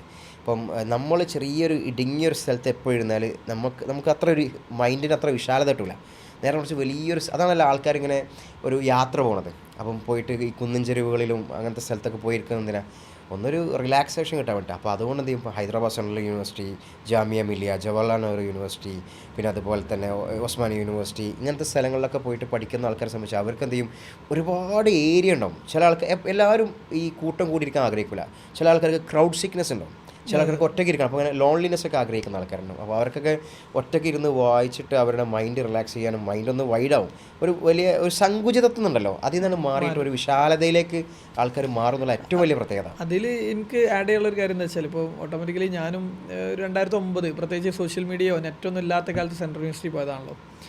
ആക്ച്വലി അലിഗഡിലേക്കാണ് പോയത്. അലിഗഡിൻ്റെ ലോകം കണ്ട് അലിഗഡിൽ പ്രത്യേകിച്ച് അവിടെ ഉണ്ടാകുന്ന കമ്മ്യൂണിറ്റിയും അവിടുത്തെ ഫെസിലിറ്റീസ് ഈ പറഞ്ഞ പോലെ എല്ലാം, സ്വിമ്മിംഗ് പൂളും ഞാൻ സ്കേറ്റിംഗ് PG പഠിക്കുമ്പോൾ പഠിച്ച ഒരാളാണ്. എന്ന് പറഞ്ഞാൽ നമുക്ക് ഇവിടെ അങ്ങനത്തെ ഒരു ഓപ്ഷൻ ഇല്ലാത്ത ഒരു സാഹചര്യം അന്നുണ്ടായിരുന്നു. അത് കഴിഞ്ഞ് ജാനുവിലെത്തി. ഇപ്പോൾ എനിക്ക് ഏറ്റവും രസകരമായി തോന്നിയത്, ഇവിടെ ലൈബ്രറിയിൽ വളരെ ലിമിറ്റഡ് ടൈം കയറുന്ന നമ്മൾ ജാനുവിലെത്തിയ ഞാനൊക്കെ നമസ്കരിക്കാനും ഭക്ഷണം കഴിക്കാനും മാത്രമാണ് ലൈബ്രറിയിൽ നിന്ന് പുറത്തു പോവാം. ലാപ്പ് ഡോർമേ ലോക്ക് ചെയ്ത് ടേബിൾമേ ലോക്ക് ചെയ്തിട്ട് പോരുകയാണല്ലോ ചെയ്യുക. ആ 10 മിനിറ്റ് എനിക്ക് ഇപ്പോഴും ഓർമ്മയുണ്ട്. ഞാൻ അന്നത്തെ ക്ലാസ് ഗ്രൂപ്പുകളിലൊക്കെ ഇവിടെ PhD സബ്മിറ്റ് ചെയ്യുന്ന സമയത്ത് ഞാൻ ക്യൂ നിന്നിട്ട് ലൈബ്രറി കയറുക. 10-15 മിനിറ്റ് കൊണ്ട് അത് ഫുള്ളാവുന്നു. പിന്നെ നിലത്തിരിക്കണം. അത് വേറെ തന്നെയാണ്. എന്ന് മാത്രമല്ല, സിവിൽ സർവീസ് റിസൾട്ട് വരുമ്പോൾ പല ആളുകളും നമ്മൾ മീട്ടാന്നാണല്ലോ പറയാം, മിഠായിയും കൊണ്ട് വരികയാണ്. സിവിൽ സർവീസ് കിട്ടി, അതും ഒരു നല്ല നമ്പറും ഉണ്ടാവും എന്നുള്ളതാണ്. അത് ആ ലൈബ്രറിയിൽ ഇരുന്നിട്ട് പഠിച്ചിട്ടുള്ള ഇതൊരു ഭയങ്കര ഒരു വ്യത്യാസം തന്നെയാണ് നമ്മളുടെ ക്യാമ്പസുകളിൽ നിന്ന് പുറത്തു പോകുമ്പോഴുള്ളത്. പിന്നെ ഓട്ടോമാറ്റിക്കലി അധ്യാപകർ നമുക്ക് ഇപ്പോൾ ഞാൻ സെൻട്രൽ യൂണിവേഴ്സിറ്റി കുട്ടികളെ ഏറ്റവും നന്നായിട്ട് ഇപ്പോൾ കഴിഞ്ഞ ബാച്ചൊന്നും ക്വാളിഫൈ ചെയ്ത് 2024 അടുത്തുണ്ട്. പിന്നെ BEd പോയ ആളുകളുണ്ട്. എന്നാലും ജാനുവിലുണ്ട്, ഇഫ്ലൂല്, ജാമ്യ മില്ലിയ, അലിഗഡിൽ എല്ലായിടത്തും കുട്ടികൾ പോയിട്ടുണ്ട്. ഞാൻ സെൻട്രൽ യൂണിവേഴ്സിറ്റി നിർബന്ധമായിട്ടും പറഞ്ഞേക്കാനുള്ള ഒരു റീസൺ പോലും കുട്ടികൾക്ക് ഇതാണ്. അവർക്ക് വലിയൊരു ലോകം കാണാൻ പറ്റുന്നു എന്നുള്ളതാണ് ജോബ് മാർക്കറ്റ്. ഇല്ലെങ്കിൽ കേരളത്തിൻ്റെ പുറത്ത് പഠിക്കണം. ഇപ്പം നമ്മൾ നല്ലൊരു team Madras university Jahir sir കൂടെയൊക്കെ പഠിക്കുന്നത്. മദ്രാസ് യൂണിവേഴ്സിറ്റി ഒക്കെ ശരിക്കും ഒരു മദ്രാസ് തന്നെ എക്സ്പീരിയൻസ് ചെയ്യാനുണ്ട്. 2 കൊല്ലം അവിടെ പഠിച്ചു കഴിഞ്ഞാൽ ഉണ്ടാകുന്ന ഒരു എക്സ്പോഷർ ഉണ്ട്. ഇപ്പം നമ്മൾ ഇപ്പോൾ ലാസ്റ്റ് 15 കുട്ടികൾ ചെന്നൈയിൽ നിന്ന് ഇങ്ങോട്ട് വന്നു, ന്യൂ കോളേജിൽ നിന്ന്. ഇവിടുന്ന് ന്യൂ കോളേജ് കുട്ടികളെ വിടുന്നു. അതൊരു ശരിക്കും കുട്ടികളെ ലൈഫിലൊരു ഭയങ്കര ചേഞ്ച് തന്നെയാണ് ഉണ്ടാക്കുന്നത് എന്നുള്ളത് നമുക്ക് ബോധ്യപ്പെട്ടിട്ടുണ്ട്. ഞങ്ങൾ സ്കേറ്റിംഗ് എന്ന് പറഞ്ഞപ്പോൾ കാര്യം ഓർമ്മ വന്ന സംഗതി എന്താ അറിയാം, അപ്പം ഈ എക്സ്പോഷറും സ്കേറ്റിങ്ങും മിക്സ് ചെയ്താൽ, അതായത് എൻ്റെ ക്ലാസ്സിൽ PhDക്കും MAക്കും എൻ്റെ ക്ലാസ്സിലെടുത്തുണ്ട്. അവന് ബംഗാളിലെ മാൽഡ ഡിസ്ട്രിക്റ്റ് എന്നാണ്. മാൽഡ ഡിസ്ട്രിക്റ്റ് പറഞ്ഞാൽ വളരെ ഒരു പഴയ ഗ്രാമമാണ്. അപ്പോൾ ഇവൻ ഈ ഗ്രാമത്തിൽ നിന്നാണ് എന്ത് ചെയ്യുന്നത്, നേരെ അലിഗഡ് പഠിച്ചിട്ടുണ്ട്. അലിഗഡ് കഴിഞ്ഞിട്ട് BA അലിഗഡ് കഴിഞ്ഞിട്ട് നേരെ MAക്ക് ഇഫ്ലൂല് വരികയാണ്. പിന്നെ PhD കഴിയുമ്പോഴേക്കും ഓൻ്റെ ലക്ഷ്യം എന്താ അറിയും, മാൽഡയിൽ ഒരു സ്കൂൾ തുടങ്ങണം. ആ സ്കൂളിൽ ഫസ്റ്റ് വരുമ്പം ആൾക്കാർ എന്ത് കാണുമെന്നറിയും, കുട്ടികൾക്കുള്ള സ്കേറ്റിങ്ങിൻ്റെ വലിയൊരു ഏരിയ ആയിരിക്കും. അപ്പം ആളുകൾക്ക് എന്ത് ചെയ്യണം, അവിടെ വെറൈറ്റി ഫെസിലിറ്റീസ് കൊടുക്കണം, പലവിധം സ്പോർട്സ് ആക്ടിവിറ്റീസ്, പിന്നെ സ്വിമ്മിംഗ് പൂൾസ്. ഇത് മാൽഡയിലെ ഗ്രാമത്തിൽ അങ്ങനെ ചിന്തിക്കാൻ പറ്റുന്നൊരു സ്കൂൾ തന്നെയില്ല. അപ്പോൾ അവിടെയാണ് എന്ത് ചെയ്യണേ, ഇവൻ്റെ മൈൻഡിൽ ഇങ്ങനെ ഒരു തോട്ട് വരുന്നത്. അല്ല, അത് ഭയങ്കര ഒരു പോസിറ്റീവായിട്ടുള്ള കാര്യമാണ്. പ്രത്യേകിച്ച് ഞാൻ എൻ്റെ കുട്ടിയെ ചേർത്ത ഒരു സ്കൂളിൽ പോയി. അപ്പം നമ്മൾ സ്കൂളിനെ നല്ലോണം വിലയിരുത്തല്ലോ. പ്രത്യേകിച്ച് അരീക്കോട് നിന്ന് ചുറ്റുപാടത്തുള്ള ആ സ്കൂളിൽ പോയിട്ട് ഞാൻ പ്രിൻസിപ്പാളോട് ചോദിച്ചൊരു കാര്യം തരാം, നിങ്ങൾ ലൈഫ് സ്കിൽ സോഫ്റ്റ് സ്കിൽ നിങ്ങൾ എന്തൊക്കെ അഡീഷണൽ കൊടുക്കുന്നത്? ആ ഒരു ചോദ്യത്തിലുണ്ടെല്ലാം. അപ്പം മിസ്സ് വളരെ വെറൈറ്റി. അപ്പം മിസ്സിനോട് ചോദിച്ചു, നിങ്ങൾ എങ്ങനെയാണ് നിങ്ങൾ ഇവിടെ എത്തിപ്പെട്ടത്? അപ്പോൾ ഞാൻ പറഞ്ഞു, നമ്മൾ ഇതിനെപ്പറ്റി ഞാനൊരിക്കൽ ഫീസിബിലിറ്റി സ്റ്റഡി നടത്തിയാണ് സ്കൂളെ കുറിച്ച്. അതിൻ്റെ നല്ലൊരു റെക്കോർഡും കാര്യങ്ങളൊക്കെ ഉണ്ട്, ഒരു ഏജൻസിയെ വെച്ച് തന്നെ നടത്തിയിട്ടുള്ളത്. അങ്ങനെ ഞാൻ മിസ്സിനോട് പറഞ്ഞു, നിങ്ങൾ എന്ത് കൊടുക്കുന്നു പുതുതായി പുറത്ത് കിട്ടുന്നതിൽ നിന്ന് വ്യത്യസ്തമായിട്ട് ആ സ്കൂൾ എന്ത് കൊടുക്കുന്നു എന്നുള്ളത്. അപ്പോൾ മിസ്സ് കുറച്ച് കാര്യങ്ങൾ പറഞ്ഞു. ഫ്യൂച്ചർ പ്ലാൻ ഇതാണ് ശരിക്കും കോളേജുകൾ വേണ്ടത്. ഇപ്പോൾ എൻ്റെ കോളേജിൽ വന്നാൽ, അല്ല എൻ്റെ ഒരു സ്ഥാപനത്തിൽ വന്നാൽ എന്താണ് പുതുതായി കിട്ടുക? സിലബസ് ഓട്ടോമാറ്റിക്കലി കിട്ടും. 3 വർഷം നമ്മൾ കുട്ടികളോട് പറയുന്നതാണ്, മറ്റേ ഒരു ഡിഗ്രിക്ക് ചേർന്ന ഒരാൾ 3 കൊല്ലം കഴിയുമ്പോൾ നോർമൽ കേസ് ഇങ്ങനെ ഒരു പരീക്ഷ എഴുതുന്നു, ജയിക്കുന്നു, അടുത്ത് പോകുന്നു, ഡിഗ്രി കിട്ടും. പക്ഷെ അതിലപ്പുറം എന്ത് ഉണ്ട് എന്നുള്ളതാണ് നമ്മൾ ചോദ്യം. ഞാൻ നേരത്തെ ചോദിച്ച ചോദ്യത്തിൻ്റെ അനുബന്ധമായിട്ട് എനിക്ക് പറയാനുള്ളൊരു സംഗതിയായിരുന്നു അത്. അതായത് MNCകളൊക്കെ വർക്ക് ചെയ്ത എക്സ്പീരിയൻസിൻ്റെ ബേസിസിൽ നമ്മുടെ നാട്ടിലെ കരിക്കുലത്തിൽ എന്ത് മാറ്റം വരുന്നു വെച്ചില്ല. ആ മാറ്റത്തിൽ എനിക്ക് ചോദിക്കാനുള്ള ചില ചോദ്യങ്ങൾ ഇപ്പോഴും ഉണ്ട് ശരിക്കും. കാരണം നമ്മുടെ നാട്ടിൽ കോളേജുകളിലൊക്കെ നമുക്കറിയാം, ജോബാണ് ആത്യന്തിക ലക്ഷ്യം. ഏത് കോളേജിൽ പഠിക്കുന്ന ഒരാളെ സംബന്ധിച്ച് ജോബാണ് ആത്യന്തിക ലക്ഷ്യം. അപ്പം ഈ ജോബ് ലഭിക്കാൻ വേണ്ടിയിട്ട് ആ കുട്ടികൾക്ക് ആ ജോബ് ലഭിക്കുന്ന രീതിയിലാണ് അവരെ പഠിപ്പിക്കുന്നത്. ഒരു ഇൻ്റർവ്യൂ അറ്റൻഡ് ചെയ്താൽ, ഒരു കുട്ടി അറ്റൻഡ് ചെയ്താൽ ആ കുട്ടിക്ക് കോൺഫിഡൻ്റ് ആയിട്ട് ഒരു ഇൻ്റർവ്യൂ അറ്റൻഡ് ചെയ്യാൻ പറ്റുന്ന ഒരു സ്കില്ല് ആ കുട്ടിക്ക് കൊടുത്തിട്ടുണ്ടോ? ഒരു കുട്ടി ഒരു എക്സാം എഴുതുന്ന ഒരാളാണെന്നുണ്ടെങ്കിൽ ആ എക്സാം എഴുതാൻ പറ്റുന്ന വാക്കുകളും അതിന് പറ്റുന്ന ഇൻഷായി ആയിട്ടുള്ള സ്കില്ല് ആ കുട്ടിയുടെ കയ്യിലുണ്ടോ? രണ്ട്, ട്രാൻസ്ലേഷനായിട്ട് ബന്ധപ്പെട്ട ഒരു ജോബിനാണ് ഒരാൾ പോകുന്നതെന്നുണ്ടെങ്കിൽ ട്രാൻസ്ലേഷൻ ലൈവ് അപ്ഡേറ്റഡ് ആയിട്ടുള്ള കറണ്ട് അപ്ഡേഷനിലെ ഒരു ട്രാൻസ്ലേഷൻ്റെ പേപ്പറുകളൊക്കെ ട്രാൻസ്ലേറ്റ് ചെയ്ത് പഠിപ്പിച്ചിട്ടാണ് ഒരു കോളേജിൽ നിന്ന് അവരെ പുറത്തിറക്കുന്നത്. അപ്പോൾ ഇങ്ങനത്തെ കുറേ ചോദ്യങ്ങൾ ശരിക്കും നമുക്ക് അവരെ ചോദിക്കണ്ടാവും. അതായത് നമ്മളെ പഠനത്തിൽ വരേണ്ട മാറ്റങ്ങളാണ്. ഇപ്പം നിലവിൽ ഇന്ന് ഗൾഫ് രാജ്യങ്ങളിലൊക്കെ ഒരുപാട് ജോബ് ഓപ്പർച്യൂണിറ്റീസ് ഉണ്ട്, ട്രാൻസ്ലേഷൻ മേഖലകൾ, എംബസികൾ ട്രാൻസ്ലേഷൻ മേഖലകളുണ്ട്. പക്ഷേ നിങ്ങളൊന്ന് എടുത്തൊക്കെ ഒരു കോളേജിൽ പോയിട്ട് കുറച്ച് കുട്ടികളെടുക്കുകയാണ്. ആ കുട്ടികളെടുത്തിട്ട് അവരോട് ചോദിക്കാം, നിങ്ങൾക്ക് ഇന്ന ഒരു പേപ്പർ കൊടുത്തിട്ട് ഇത് ട്രാൻസ്ലേറ്റ് ചെയ്യാൻ പറ്റുമോ? നാളെ ഒരു ഇൻ്റർവ്യൂ ഉണ്ട്, അപ്പോൾ അതിന് നിങ്ങൾക്ക് സ്കില്ല് ഉണ്ടോയെന്ന് അറിയണമല്ലോ. അപ്പോൾ ഇതൊന്ന് ട്രാൻസ്ലേറ്റ് ചെയ്ത് എത്ര ആൾക്കാർ വില്ലിങ് ആയിരിക്കും? വളരെ കുറച്ച് ആൾക്കാർ വില്ല. കാരണം എന്താ, അവർക്ക് അങ്ങനെ ഒരു മേഖല പരിചയപ്പെട്ടിട്ടില്ല. ട്രാൻസ്ലേഷനായിട്ട് ബന്ധപ്പെട്ട പുസ്തകങ്ങളുണ്ട് കോളേജിൽ, പക്ഷെ അതൊക്കെ കറണ്ട് അപ്ഡേഷൻ ഉള്ളതാണോ എന്നുള്ളതാണ് ഒന്ന് ചിന്തിക്കേണ്ടത്. റിയൽ ടൈം ട്രാൻസ്ലേഷൻ അവരെ കൊണ്ട് ചെയ്യിപ്പിച്ചിട്ടുണ്ടോ? ലൈവായിട്ടുള്ള ഇൻ്റർപ്രിട്ടേഷൻ അവരെ കൊണ്ട് ചെയ്യിപ്പിച്ചിട്ടുണ്ടോ നോക്കണം. കാരണം കോളേജുകളിൽ ശരിക്കും വരേണ്ട ഒരു സംഗതിയാണ് ഇത്. രണ്ടാൾക്കാരെ നിർത്തിയിട്ട് ഒരാളെ കൊണ്ട് ഇംഗ്ലീഷിലും ഒരാളെ കൊണ്ട് അറബിയിലും സംസാരിപ്പിക്കണം. ലൈവായിട്ട് അവരിങ്ങനെ ട്രാൻസ്ലേറ്റ് ചെയ്തുകൊണ്ടിരിക്കണം. അതൊക്കെ ചെയ്യേണ്ട മാറ്റങ്ങളാണ്. അതിൽ ഈ ഒരു ചിന്തയൊക്കെ നമ്മുടെയൊക്കെ ഉള്ളിലുള്ളതാണ്. പക്ഷെ നമ്മുടെ പ്രശ്നം എന്താണെന്ന് അറിയോ, കോളേജിൻ്റെ ലെവലിൽ നമ്മളുടെ ടൈമിങ് അതിൽ വരുന്ന കുറേ ഭയങ്കര ടൈറ്റ് ഷെഡ്യൂളായിട്ട് ഒരു സെമസ്റ്റർ പോവാം. പോർഷൻ തീർക്കാൻ തന്നെ എന്തുണ്ടാവില്ല.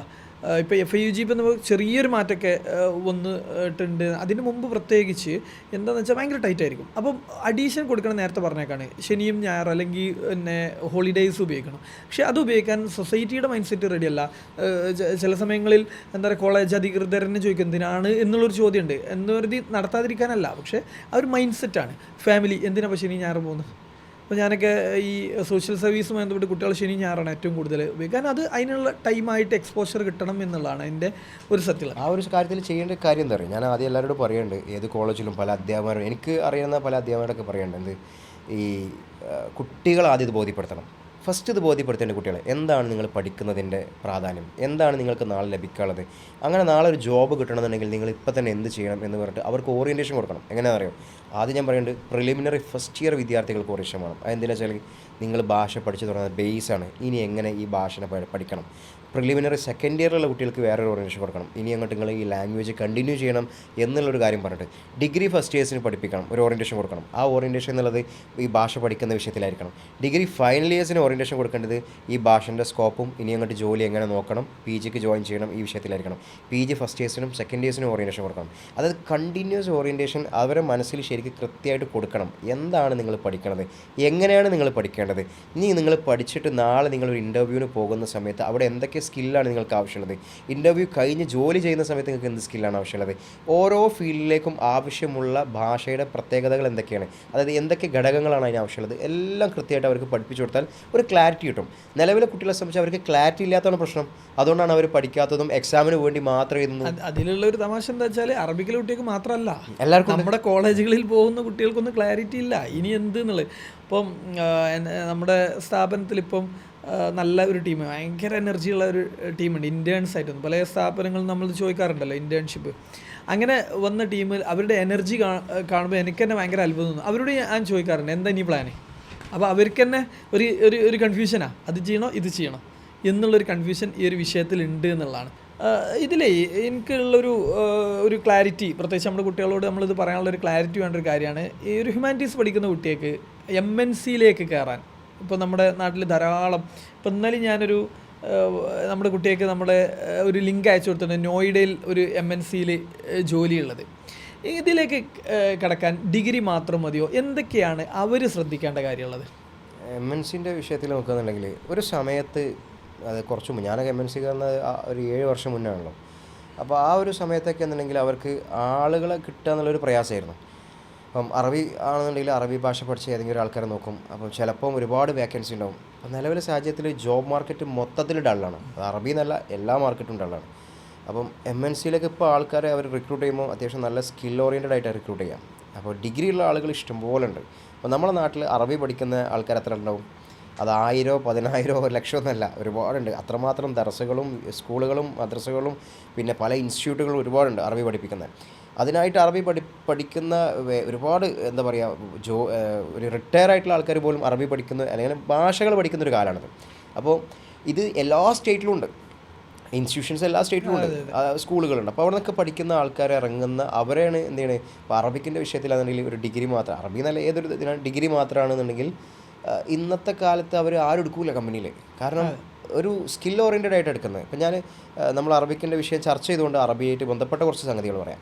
അപ്പോൾ ഞാൻ ആമസോണിലായിരുന്നല്ലോ വർക്ക് ചെയ്യുന്നത് 6.5 വർഷം. അപ്പം ഇതിലേക്ക് ഇപ്പോഴും ചില ഡിപ്പാർട്ട്മെൻറ്റിലേക്കൊക്കെ ആൾക്കാർ ആവശ്യമുണ്ട്. അപ്പോൾ അതിനൊരു ഉദാഹരണം പറയാൻ, ഫിനാൻഷ്യൽ ഓപ്പറേഷൻസ് എന്ന് പറയുന്ന ഡിപ്പാർട്ട്മെൻറ്റിലേക്ക് ആൾക്കാർ ആവശ്യമുണ്ട്. നല്ല പാക്കേജ് വരും.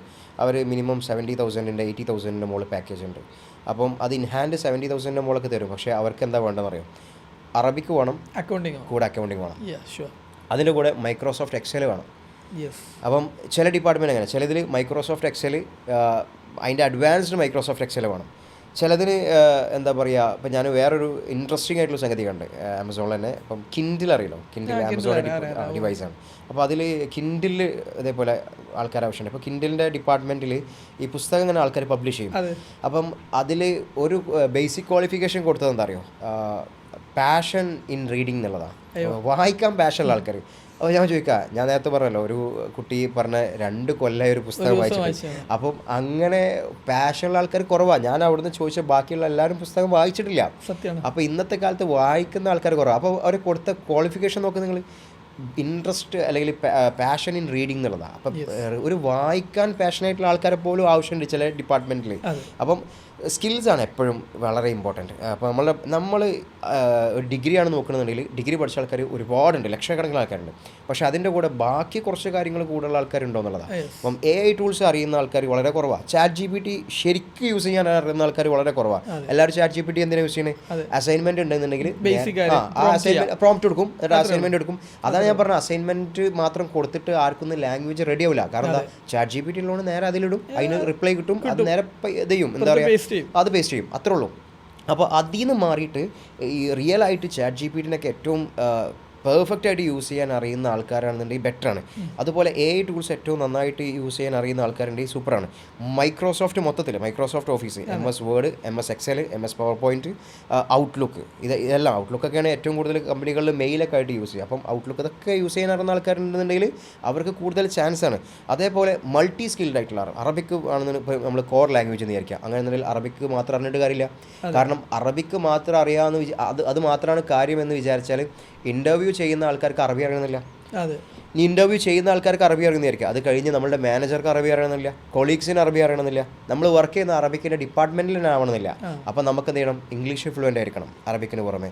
ഇനി അതിന് പുറമെ മറ്റൊരു ലാംഗ്വേജും കൂടി ഉണ്ടെന്ന് വിചാരിക്കാം, ഇത് മറ്റു ഫോറിൻ ലാംഗ്വേജ് കാര്യങ്ങളുണ്ടെന്നുണ്ടെങ്കിൽ അവർക്ക് ചാൻസ് കൂടുതലാണ്. അപ്പോൾ ഞാൻ ആമസോണിൽ തന്നെ ചില ഡിപ്പാർട്ട്മെൻറ്റിൻ്റെ ഇതിൽ കണ്ടിട്ടുണ്ട്, ബേസിക് ക്വാളിഫിക്കേഷനായിട്ട് 3 കൊടുത്തതാണ്. Fluent in Arabic, fluent in English, fluent in French. ഇത് 3 ബേസിക് ക്വാളിഫിക്കേഷനാണ്. വേറൊന്നിൽ കണ്ടിട്ടുണ്ട് fluent in Arabic, fluent in English, fluent in German. അപ്പോൾ അങ്ങനെ 3 ലാംഗ്വേജ് വെച്ചിട്ട് ആ 3 ലാംഗ്വേജ് ഉണ്ടെങ്കിൽ ആ ആൾക്ക് എന്താ പറയുക, ജോബ് ഓപ്പർച്യൂണിറ്റി എപ്പോഴും റെഡിയാണ്. അപ്പം അതാണ് ഒന്ന്. 2, ഡിഗ്രി ഉള്ള ആൾക്കാർ, ഡിഗ്രി നമ്മൾ പറയേണ്ടത് it's just a piece of paper എന്ന് പറയും, ഒരു പേപ്പറാണ് അത്. ഒരു ഡിഗ്രി എന്ന് പറഞ്ഞാൽ ഡിഗ്രി ആയിക്കോട്ടെ, PG ആയിക്കോട്ടെ, ഇനി അതല്ല അതിന് മുകളിൽ ഡോക്ടറേറ്റ് ആയിക്കോട്ടെ, എന്തായാലും ഒരു പേപ്പറാണ്. അതിനപ്പുറത്തേക്ക് നമ്മളുള്ളിൽ ഈ സംഗതി ഉണ്ടോന്നുള്ള. അപ്പം ആമസോണിൽ തന്നെ ഒരു ഡിപ്പാർട്ട്മെൻ്റ് ഉണ്ട്, AHS. ഞങ്ങൾ സാധാരണ പറയൽ ഹയറിങ് നിലക്കാത്ത ഡിപ്പാർട്ട്മെൻ്റ് എന്നാണ്. എല്ലാ കാലത്തും അതിൽ ഹയറിങ് ഉണ്ടാവും, കാരണം വോയിസ് പ്രോസസ്സാണ്, പിന്നെ ഡയലക്റ്റാണ് യൂസ് ചെയ്യേണ്ടത്. അപ്പോൾ അതിലേക്കുള്ള ഇൻ്റർവ്യൂവിൽ ഏറ്റവും കൂടുതൽ ചോദിക്കുക ഡയലക്ട്സാണ്. നിങ്ങൾക്ക് ഡയലക്ട്സിനെ കുറിച്ച് എന്താ അറിയാം, വ്യത്യസ്തമായിട്ടുള്ള ഡയലക്ട്സ് ആണ്. അപ്പം നമ്മൾ കോളേജിൽ പഠിക്കണം എന്താ, അതിന് ഫുസ്സാണ്. അപ്പം ഒരു ക്ലിയർ ലിറ്ററേച്ചർ ലാംഗ്വേജ് പഠിക്കുന്നത്, ഒരു കൊളോക്കിയൽ ലാംഗ്വേജ് പഠിക്കുന്നതിനുള്ള മാറ്റം അവിടെ ഉണ്ട്. അപ്പോൾ ഈ കോളേജിൽ പഠിക്കുന്ന ആളുകൾക്ക് കുറച്ച് ഈ കൊളോക്കിയൽ ലാംഗ്വേജ് പഠിപ്പിച്ചിരുന്നു എന്നുണ്ടെങ്കിൽ ഇവർക്ക് ഇതിൻ്റെ മാറ്റങ്ങൾ പറയാൻ പറ്റും. സാധാരണ ചോദ്യം അതാണ്ടല്ലേ ആ ഡിപ്പാർട്ട്മെൻറ്റിൽ, എന്ത് വ്യത്യസ്ത ഡയലക്റ്റുകളെ കുറിച്ച് നിങ്ങൾക്ക് എന്തറിയാമെന്ന് ചോദിക്കും. അപ്പം അതൊന്ന് പറഞ്ഞാൽ മതി, അത് പറഞ്ഞാൽ നമുക്കത് ക്രാക്ക് ചെയ്യാം. അവർക്ക് ഒരു അത്യാവശ്യം നല്ല പാക്കേജിൽ, ഹെവി പാക്കേജിൽ അവിടെ വർക്ക് ചെയ്യാൻ പറ്റും. അപ്പോൾ അതിൽ വർക്ക് ചെയ്ത വോയിസ് പ്രോസസ്സ് ആയി കഴിഞ്ഞാൽ കുറച്ച് കാലം ഒരു വർക്ക് ചെയ്ത് കഴിഞ്ഞാൽ അവർക്ക് ലാംഗ്വേജ് പെട്ടെന്ന് കിട്ടും. അപ്പോൾ അങ്ങനെ സംസാരം, അതാണ് പറഞ്ഞത്. ഡിഗ്രി മാത്രം എന്ന് പറഞ്ഞാൽ ഒന്ന് നമ്മളുടെ ഡിഗ്രി ബാച്ചിലേഴ്സ്, അത് മാത്രമായിട്ടും കാര്യമില്ല. ചിലപ്പോൾ കുറച്ചുകൂടി കഴിഞ്ഞാൽ മാസ്റ്റേഴ്സ് ആയിരിക്കും ഒരു ബേസിക്കൽ ഡിഗ്രി കൊടുക്കുക. അപ്പോൾ മാസ്റ്റേഴ്സ് എങ്കിലും മിനിമം എടുക്കണമെന്ന് ഒന്ന് ഞാൻ പറയുന്നുണ്ട്. രണ്ട്, മാസ്റ്റേഴ്സ് എന്ന് പറയുന്ന പേപ്പർ മാത്രം ഉണ്ടായിട്ട് കാര്യമില്ല. അതിന് പുറമെ നമ്മളുടെ കയ്യിൽ സ്കില്ലായിട്ട് ലാംഗ്വേജ് വേണം സംസാരിക്കാൻ. അത് ലിറ്ററേച്ചർ ലാംഗ്വേജ് ആയാലും കൊളോക്കിയൽ ലാംഗ്വേജ് ആയാലും ഏതായാലും നമുക്ക് ഉപകാരപ്പെടും. അതൊരു കോൺഫിഡൻസാണ്. അതില്ലാത്തതുകൊണ്ടാണ് പല ആൾക്കാരും അപ്ലൈ ചെയ്യാൻ പോലും പഠിക്കണമെന്നുള്ളത്. അതെ, അതേപോലെ തന്നെ നമ്മൾ കമ്പ്യൂട്ടർ സ്കില്ലുകളും പ്രത്യേകിച്ച് ഇത്തരം ജോബുകൾക്ക് ഏറ്റവും എസെൻഷ്യലാണ്. പ്രത്യേകിച്ച് ഒന്നും വേണ്ട, ഒരു ടൈപ്പിംഗ്. ഞാൻ ആ ജോബിന് പോലും എത്രയോ കണ്ടിട്ടുണ്ട്, ആഡുകൾ കണ്ടിട്ടുണ്ട്, പല പബ്ലിഷേഴ്സിൻ്റെയും കണ്ടിട്ടുണ്ട്. പക്ഷേ നമുക്ക് എത്രത്തോളം ടൈപ്പിംഗ് അറിയുന്ന ആളുകൾ ഉണ്ട് എന്ന് വെച്ചാൽ വളരെ. അപ്പോൾ ഞാൻ എൻ്റെ കുട്ടികളോട് പറയുന്ന കാര്യമുണ്ട്, 3 കൊല്ലം അല്ല 5 കൊല്ലം കോളേജിൽ പഠിച്ചു, ടൈപ്പിംഗ് കഴിയോ? ഈ 5 കൊല്ലം അവർ ആഴ്ചയിൽ 1 പീരീഡോ 2 പീരീഡോ IT-യിൽ ഇരുന്ന കുട്ടികളാണ്. ഇതാണ് ഏറ്റവും വലിയ തമാശ വരുന്നത്. എന്ന് പറഞ്ഞാൽ അവർ മോശമോ കോളേജ് മോശമോ അല്ല, ഈ ഒരു സ്കില്ല് അക്വിസിഷനുള്ള ഒരു വിമുഖത, അല്ലെങ്കിൽ അതിന് എഫേർട്ട് ഇടണമല്ലോ എന്ന് ആലോചിക്കുമ്പോൾ ഒരു പ്രശ്നമാണ് അതിലുള്ളത്. എക്സ്പീരിയൻസ് ഉണ്ടാക്കാന്നല്ല. അപ്പോൾ ടൈപ്പിങ്ങിൻ്റെ വിഷയത്തിലായാലും ഇപ്പോൾ ഞാനൊക്കെ നമ്മളെ കോളേജ് സുലഭസലാമെന്നാണ് ടൈപ്പിംഗ് പഠിക്കണം, അറബിക് ടൈപ്പിംഗ് പഠിക്കണേ. അപ്പോൾ ഞാൻ അതിന് മുമ്പ് മലയാളം ടൈപ്പിംഗ് പഠിക്കും. പിന്നെ മലയാളം ടൈപ്പിംഗ് പഠിപ്പിച്ചതാരാന്നറിയോ? ഒരു ആസാമിയാണ്. ആസാമിൽ നിന്ന് വന്നൊരു മനുഷ്യനാണ് മലയാളം പഠിപ്പിക്കണത്. അത് മലയാളം ടൈപ്പിംഗ് പഠിപ്പിക്കണത്. പഴയ സുഹൃത്ത്. അപ്പോൾ അദ്ദേഹത്തിന് അറിയാം എങ്ങനെ ടൈപ്പിംഗ്. അതൊരു സ്കില്ലാണ്, അതൊരു ടെക്നിക്കാണത്. അപ്പോൾ ഫിംഗറിങ്, അത് കൈവെക്കേണ്ട രീതി, പിന്നെ അത് കഴിഞ്ഞ് അറബി പഠിക്കുമ്പോൾ അതിനേക്കാളും എളുപ്പമായിരുന്നു അറബി. പിന്നെ എക്സ്പീരിയൻസ് ചെയ്തിട്ടാണ് ഒരുപാട് PhD കാര്യങ്ങളൊക്കെ ചെയ്ത് ടൈപ്പ് ചെയ്തിട്ട് ടൈപ്പ് റെഡിയാണ്. ഇപ്പോൾ എന്നെ സംബന്ധിച്ച് എനിക്ക് ഒരു 8ഓളം ലാംഗ്വേജ് ടൈപ്പ് ചെയ്യാൻ പറ്റും. അതൊരു ട്രിക്കാണ്. അതെങ്ങനെ ടൈപ്പ് ചെയ്യാന്നുള്ള സംഗതി ട്രിക്ക്. അത് ആൾക്കാർക്ക് അറിയാത്ത. അപ്പോൾ ആൾക്കാർ ഇതെല്ലാം പഠിച്ചെടുക്കാൻ ഒരുപാട് സമയം വേണ്ടി വരുമല്ലോ വെച്ചിട്ട് ഇങ്ങനെ സ്കില്ല് പഠിക്കാതെ.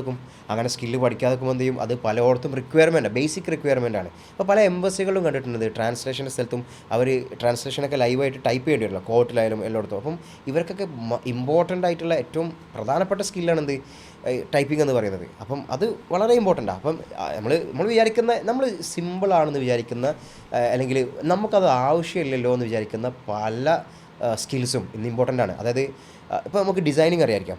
ഡിസൈനിങ് അറിയുന്ന ആൾക്കാർക്ക് MNCയിൽ ജോബുണ്ട്. അത് അറബിക് ടൈപ്പിങ്ങും ഡിസൈനിങ്ങും കൂടി അറിയുന്ന ആൾക്കാർക്ക് MNCയിൽ ജോബുണ്ട്. അപ്പം അതെന്താ, ഏത് ഡിപ്പാർട്ട്മെൻറ്റൊക്കെ ആയിരിക്കും? ഇപ്പോൾ കമ്പനികൾക്കെല്ലാം അഡ്വർടൈസ്മെൻറ്റിൻ്റെ ഡിപ്പാർട്ട്മെൻറ്റ് ഉണ്ടാവും.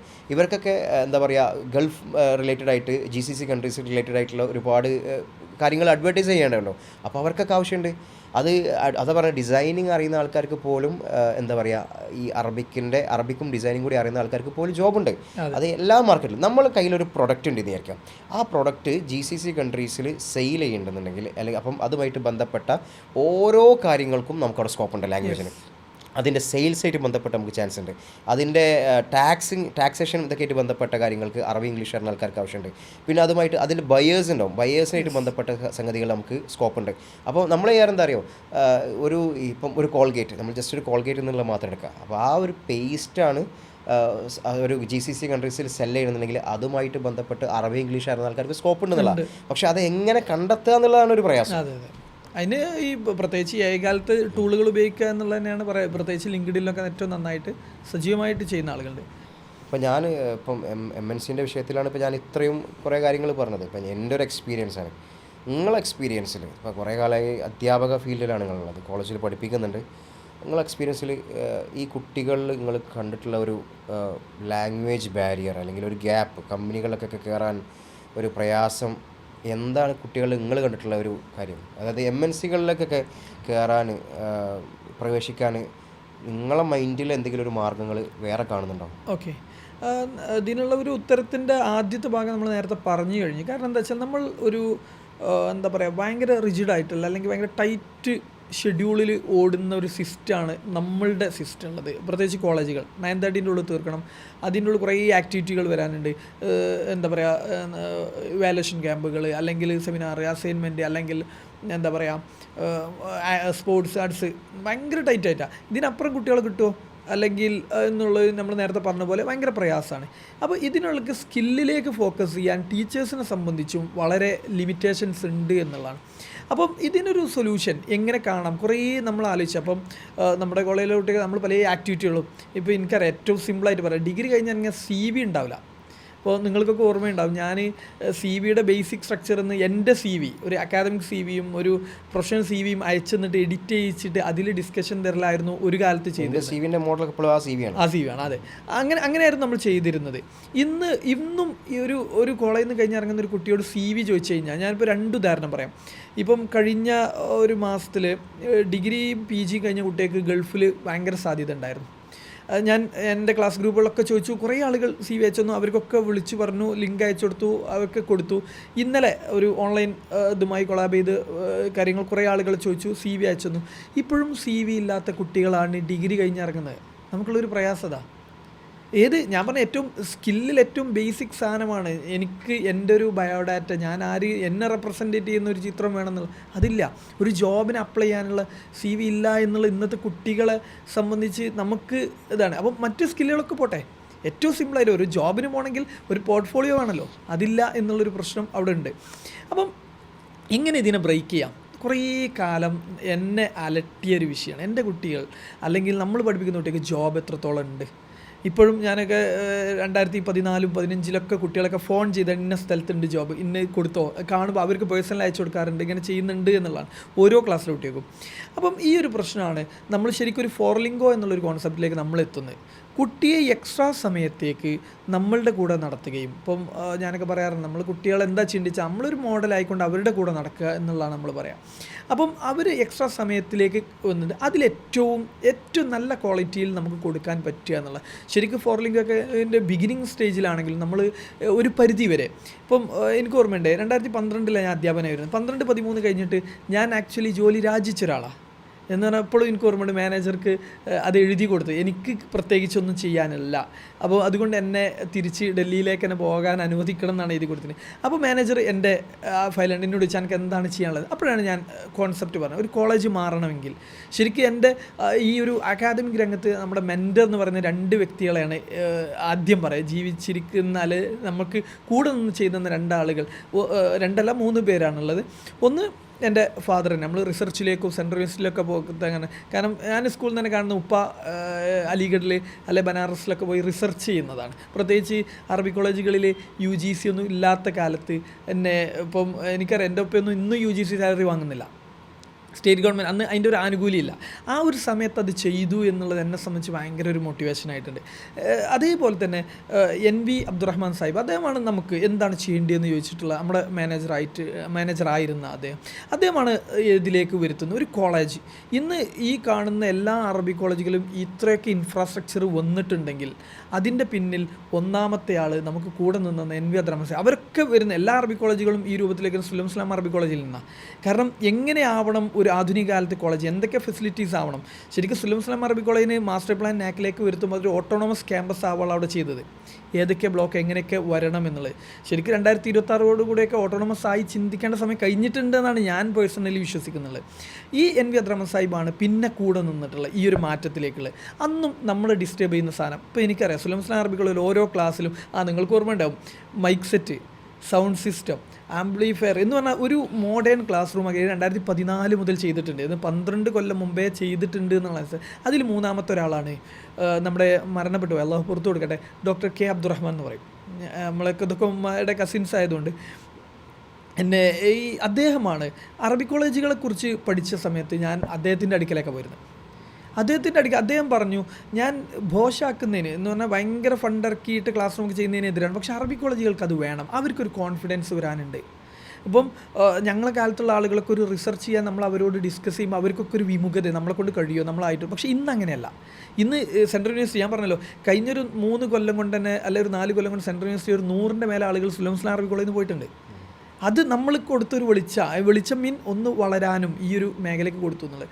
അപ്പം നമ്മൾ ഇതുവരെ ചെയ്തിരുന്നത് കുട്ടികളെ പുറലോകം കാണിക്കുക എന്നുള്ളതായിരുന്നു, സ്കില്ലിലേക്ക് എത്തിച്ച്. നമുക്ക് ഭയങ്കര ലിമിറ്റേഷൻ ഉള്ളത് കൊണ്ട് എന്ന് പറഞ്ഞാൽ സമയത്തിൻ്റെയും മറ്റും കാര്യങ്ങൾ കേട്ടോ. പിന്നെ നമ്മൾ പേഴ്സണലി ചെയ്യുന്നത് അങ്ങനെയാണ്. നമ്മൾ ഫോർലിംഗോ എന്നുള്ള ഒരു കോൺസെപ്റ്റിലേക്ക് വരുന്നത്. ഒന്നുമില്ല, കുട്ടികളെ നമ്മളിലേക്ക് വരിക, അവരുടെ കൂടെ 24 മണിക്കൂർ ഒരു അറബിയെ കൊടുക്കാൻ പറ്റും, അല്ലെ അറബി ഏറ്റവും നന്നായി കൈകാര്യം ചെയ്യുന്ന ആളുകളെ കൊടുക്കാൻ പറ്റും.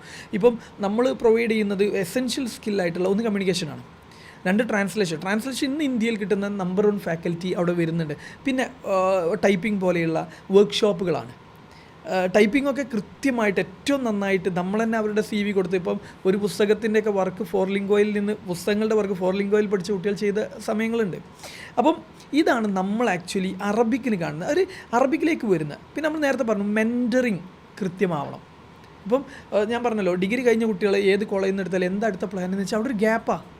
BEd ചെയ്യണോ PG ചെയ്യണോ അല്ലെ എന്തെങ്കിലും പോകണോ, അവിടെയാണ് ഫോർലിംഗോയുടെ സ്പേസ്. ഫോർലിംഗോ ഒരു മെൻറ്ററായിരിക്കും, അവിടെ വരുന്ന ആളുകൾക്ക് ഒരു മെൻറ്ററായിരിക്കും. കാരണം നമ്മുടെ മൈൻഡ് സെറ്റിൽ ഇനി എത്രയോ മാറ്റങ്ങൾ വരാനുണ്ട് എന്ന് റീസെൻ്റായിട്ട് നമ്മളിങ്ങനെ ഇറങ്ങുമ്പോഴാണ് നമുക്ക് ഫീൽ ചെയ്യുക.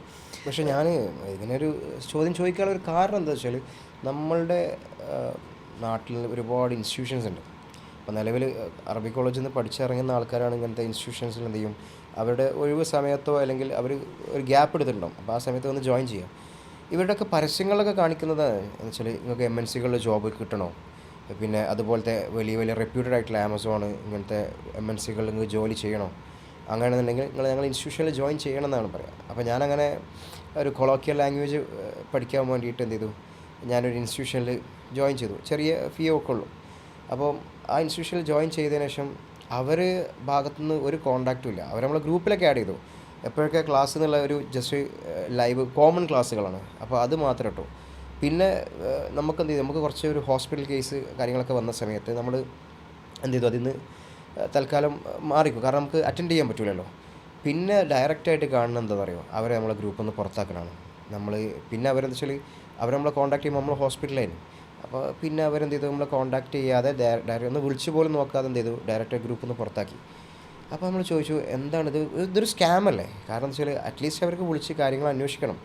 അപ്പോൾ അവർക്ക് വേണ്ട എന്താ, ബൾക്കായിട്ടുള്ള കുറേ ആൾക്കാർ അവിടെ നിന്നുള്ള ഫീ ലൈവായിട്ട് കോമൺ ക്ലാസ് കൊടുക്കുക. അതിനപ്പുറത്തേക്ക് ഒരു കമ്മിറ്റ്മെൻറ്റ് ഇങ്ങനത്തെ സ്ഥാപനങ്ങൾ പലപ്പോഴും കാണാനില്ല. കാരണം അതിന് മാത്രം ഇൻസ്റ്റിറ്റ്യൂട്ട്സ് ഉണ്ട് നമ്മുടെ നാട്ടിൽ ലാംഗ്വേജ് പഠിപ്പിക്കുന്ന. എല്ലാവരും വാഗ്ദാനം കൊടുക്കുന്നത് ഇങ്ങനെ എന്താ പറയുക, നിങ്ങൾക്ക് ഭാഷ പഠിക്കാം, നിങ്ങൾക്ക് ജോലി സാധ്യതകൾ തരാം, നിങ്ങളെ പ്ലേസ് ചെയ്യാം, നിങ്ങൾക്ക് MNCകളിൽ ജോബ് കിട്ടും ഇങ്ങനെ. പക്ഷേ ഞാൻ അങ്ങനെ പഠിച്ചിറങ്ങുന്ന പല ഇൻസ്റ്റിറ്റ്യൂട്ടുകളിൽ നിന്നും കുട്ടികളിലൊരു എന്താ പറയുക, ഒരു സ്കില്ല് പലപ്പോഴും കാണില്ല, അല്ലെങ്കിൽ അവർക്ക് അവരെ യൂട്ടിലൈസ് അവരെ മിസ്യൂസ് ചെയ്യുന്നൊക്കെ കാണാറുണ്ട്. അതിൽ നിന്ന് വ്യത്യസ്തമായിട്ട് നിങ്ങൾക്ക് എന്താണ് നിങ്ങളുടെ സ്ഥാപനത്തിനെ കുറിച്ചുള്ളത്? ഓക്കെ, ഇതിൽ ഉള്ളൊരു കാര്യം എന്താണെന്ന് വെച്ചാൽ ഈ പറഞ്ഞ കറക്റ്റാണ്. വളരെ നന്നായിട്ട് ചെയ്യുന്ന സ്ഥാപനങ്ങളുണ്ട്, ഇതുപോലെ പേരിന് ചെയ്യുന്ന സ്ഥാപനം നമ്മൾ കണ്ടിട്ടുണ്ട്. വളരെ നന്നായിട്ട് നമ്മളുടെ സുഹൃത്തുക്കൾ തന്നെ ചെയ്യുന്ന സ്ഥാപനം നമുക്ക് ബഹുമാനമാണ്. നമ്മളവിടെ പോവാറുണ്ട്, അവർ നമ്മളടുത്ത് വരാറുണ്ട്, നമ്മൾ കൊളാബ് ചെയ്യാറൊക്കെ ഉണ്ട്. അപ്പോൾ നമ്മൾ അതിനെ സപ്പോർട്ട് ചെയ്യാറുണ്ട്. അപ്പോൾ പക്ഷേ ഇതിലൊരു വിഷയം എന്താ വെച്ചാൽ നമ്മൾ കാണുന്നത് എന്താണെന്ന് വെച്ചാൽ നമ്മളടുത്ത് വരുന്ന ഒരാൾ അവരുടെ ത്രൂ ഔട്ട് മെൻറ്റർ ആവുകയാണ്. ഫോർലിംഗോ വിൽ ബി ഷെൽട്ടർ എന്നുള്ളതാണ് for Arabic especially for Arabic language. നമ്മൾ പറയാം ഫോറിൻ ലാംഗ്വേജസിൻ്റെ ഒരു സെൻറ്ററാണ്, പക്ഷേ അറബിക്കേ സ്റ്റാർട്ട് ചെയ്തിട്ടുള്ളൂ. അപ്പം ഇത് അരീക്കോട് മാത്രം ഒതുങ്ങേണ്ടതാണോ? അല്ല, അത് അടുത്തൊരു ചർച്ചയും അതിൻ്റെ ഫീസിബിലിറ്റി സ്റ്റഡിയും കാര്യങ്ങളൊക്കെ നടന്നു പോകുന്നുണ്ട്. ഇത് നിങ്ങൾ പറഞ്ഞതിൻ്റെ ഉത്തരം എന്താണെന്ന് വെച്ചാൽ, അപ്പം എനിക്കറിയാം ഒരു വർഷം മുമ്പ് പഠിച്ചിറങ്ങിയ കുട്ടികളെ ഞങ്ങളിപ്പോൾ വിളിക്കാറുണ്ട്. അവർ എന്താണ് അവരുടെ അപ്ഡേറ്റ്സ്, അതിന് അവർ നമ്മുടെ LMSൽ അവർക്കൊരു സ്പേസ് ഉണ്ട്. അവർക്ക് ത്രൂ ഔട്ട് എന്ത് ചെയ്യണം, വളരാനുള്ള എപ്പോഴും നമ്മൾ പറയാറുണ്ട് ഏറ്റവും വ്യത്യസ്തമായിട്ടുള്ള വർക്ക്ഷോപ്പുകൾ നടക്കാറുണ്ട്. അതിലേക്കൊക്കെ അവരെ നമ്മൾ ഇൻവൈറ്റ് ചെയ്യാറുണ്ട്. ഈ പറഞ്ഞ പോലെ വായനയിലേക്കും റുട്ടീൻ ഹാബിറ്റ് ക്രിയേഷനിലൊക്കെ നമുക്ക് എങ്ങനെ ഒരു സ്പേസ് കൊടുക്കാൻ പറ്റും എന്നുള്ളതാണ് ഫോർലിംഗോ ശരിക്കും ആലോചിക്കുന്നത്. ഇപ്പം ഏറ്റവും നന്നായിട്ട് വലിയ വലിയ ഇൻസ്റ്റിറ്റ്യൂട്ടുകളുമായിട്ട് കൊളാബ് ചെയ്തുകൊണ്ട് ഇൻ്റർനാഷണൽ സെമിനാറുകൾ, വർക്ക്ഷോപ്പുകൾ, നാഷണൽ ലെവലിൽ കാര്യങ്ങളൊക്കെ ഫോർലിംഗോ ഉദ്ദേശിക്കുന്നത് എന്താ വെച്ചാൽ അവിടെ വരുന്ന ഒരാൾക്ക് അതൊരു ഷെൽട്ടറാവുക, അവരുടെ വളർച്ചയ്ക്കും അവരുടെ ജോബിനൊക്കെ ഒരു സ്പേസ് അവിടെ 24 അവർ കൊടുക്കുക എന്നുള്ളതാണ്. അപ്പോൾ ഏറ്റവും നല്ല ഫാക്കൽറ്റികൾ എന്തുണ്ട്, നമ്മളുമായി കൊളാബ് ചെയ്യുന്നുണ്ട്. കാരണം നമ്മുടെ ഇൻറ്റൻഷൻ ഇതാണ് എന്നുള്ള അവർക്ക് അറിയാം എന്നുള്ളതാണ് ഇതിൻ്റെ സത്യമുള്ളത്. അപ്പോൾ നമ്മൾ അറബിയായിട്ട് ബന്ധപ്പെട്ട് ഇത്രത്തോളം പറഞ്ഞാലും ഇപ്പോൾ ഇങ്ങനെയൊക്കെ ഇൻസ്റ്റിറ്റ്യൂട്ട്സൊക്കെ ഒരുപാടുണ്ട്. പക്ഷേ അവരൊക്കെ സ്കില്ലും കാര്യങ്ങളൊക്കെ പഠിപ്പിക്കുന്നുണ്ടെങ്കിലും ഇനി അങ്ങോട്ട് സാധ്യതകളുടെ ഒരു കുറവല്ല ശരിക്കും നമ്മൾ കാണാം. കാരണം നിലവിൽ ഇറാൻ അമേരിക്കൻ വാർ നടന്നുകൊണ്ടിരിക്കുകയാണ്. ആ ഒരു പശ്ചാത്തലത്തിൽ നിലവിൽ അറബിയായിട്ട് ബന്ധപ്പെട്ടെന്ന് മാത്രമല്ല വേൾഡ് ലെവലിൽ തന്നെ ഈ ജോബ് മാർക്കറ്റ് അങ്ങേയറ്റം ഡള്ളാണ്. അപ്പം ഈ ഒരു കാര്യത്തിൽ നിലവിൽ സ്റ്റുഡൻസിനൊക്കെ ഇത് നെഗറ്റീവായിട്ട് ബാധിക്കല്ലേ ചെയ്യാം. കാരണം ആസ് എ ലാംഗ്വേജ് എന്തൂസിയാസ്റ്റ് എന്നുള്ള എനിക്ക് ഞാൻ ആഗ്രഹിച്ചത് അറബി മാത്രം പഠിക്കുക എന്നുള്ളതല്ല. ഞാൻ നേരത്തെ പറഞ്ഞത് അറബിക്കിന് പുറമെ എല്ലാ സ്റ്റുഡൻസും ഒരു മറ്റ് ഭാഷകൾ കൂടി പഠിക്കണം. അപ്പോൾ ഞാൻ കേരളത്തിലുടനീളം ഏകദേശം 100-ലധികം ഓറിയൻറ്റേഷൻ സെഷൻസ് എടുത്തിട്ടുണ്ട് ഓരോ കോളേജുകളിലും ഇൻസ്റ്റിറ്റ്യൂട്ട്സിലൊക്കെ ആയിട്ട്. അപ്പോൾ ഇവിടെയൊക്കെ ഓറിയൻറ്റേഷൻ ക്ലാസ് എടുക്കുമ്പോഴും ഈ കുട്ടികളുടെ ലെവൽ നമുക്ക് മനസ്സിലാവും. നമ്മളും അത്ര വലിയ ലെവലുണ്ടെന്നല്ല മനസ്സിലാക്കണം, പക്ഷേ നമുക്ക് എക്സ്പീരിയൻസ് കിട്ടി, കമ്പനിയിൽ വർക്ക് ചെയ്തൊരു എക്സ്പീരിയൻസ് കിട്ടി. ഇനി മറ്റ് കമ്പനികളിലൊക്കെ എക്സ്പീരിയൻസ് തന്നെയാണ് ആവശ്യമുള്ളത്. അപ്പം ബാക്കിയുള്ള കുട്ടികൾക്ക് എക്സ്പീരിയൻസ് ഇല്ല, അവർക്ക് സ്കില്ലും കൂടെ ഇല്ല എന്ന് തോന്നിയാൽ പലപ്പോഴും നമ്മളോടൊക്കെ പറയുന്നത് നിങ്ങളെ കമ്പനിയിൽ ഇന്ന ജോബ് ഉണ്ടല്ലോ, അവർക്കൊന്ന് റെഫർ ചെയ്ത് കൊടുക്കും. അപ്പോൾ ഞാനിങ്ങനെ ആലോചിക്കും, റെഫർ ചെയ്യാൻ വേണ്ടി നമ്മൾ CV വാങ്ങുമെന്നെങ്കിൽ, അല്ലെങ്കിൽ ആ ആളെ നമുക്കറിയാം. അപ്പോൾ പലപ്പോഴും ഒരു പേടി ഉണ്ടാവും. റെഫർ ചെയ്യുമ്പം നമുക്കതിൽ ചിലപ്പം ആമസോണിലൊക്കെ ആണെങ്കിൽ എഴുതണം എനിക്ക് ഇന്ന ആളറിയാം, അയാളെ സ്കില്ലൊക്കെ ഉണ്ടെന്നൊക്കെ അറിയാം. അപ്പോൾ നമുക്കൊരു പേടി ഉള്ളിൽ. പക്ഷേ എന്താണ്, അവർക്ക് സ്കില്ലില്ല നമുക്കറിയാം. പക്ഷേ നമ്മൾ റെഫർ ചെയ്തിട്ട് ഇൻ്റർവ്യൂവിൻ്റെ സമയത്ത് അവരെ ഇൻ്റർവ്യൂക്ക് വിളിച്ചു കഴിഞ്ഞാൽ അവരവിടെ പെർഫോം ചെയ്യുന്നില്ല എന്നുണ്ടെങ്കിൽ അത് നമ്മളെ കൂടെ ഇങ്ങനെ ചെറുതായിട്ട് ബാധിക്കും. അപ്പോൾ നമുക്ക് സ്കില്ലിൻ്റെ ബേസിസിൽ നമുക്ക് പലപ്പോഴും ഒരു പേടി അങ്ങനെയുണ്ട്. ഇനി ഇതൊക്കെ നമ്മൾ പറഞ്ഞു കഴിഞ്ഞിട്ട് അത്യാവശ്യം നല്ല സ്കില്ലോട് കൂടിയിട്ട് ആൾക്കാർ ഇറങ്ങാമെന്ന് വിചാരിക്കുക. അപ്പം ഈ ആളുകൾക്ക് കൊടുക്കാനൊരു ജോബ് ഉണ്ടോ എന്നുള്ളതാണ് അടുത്ത ചോദ്യം.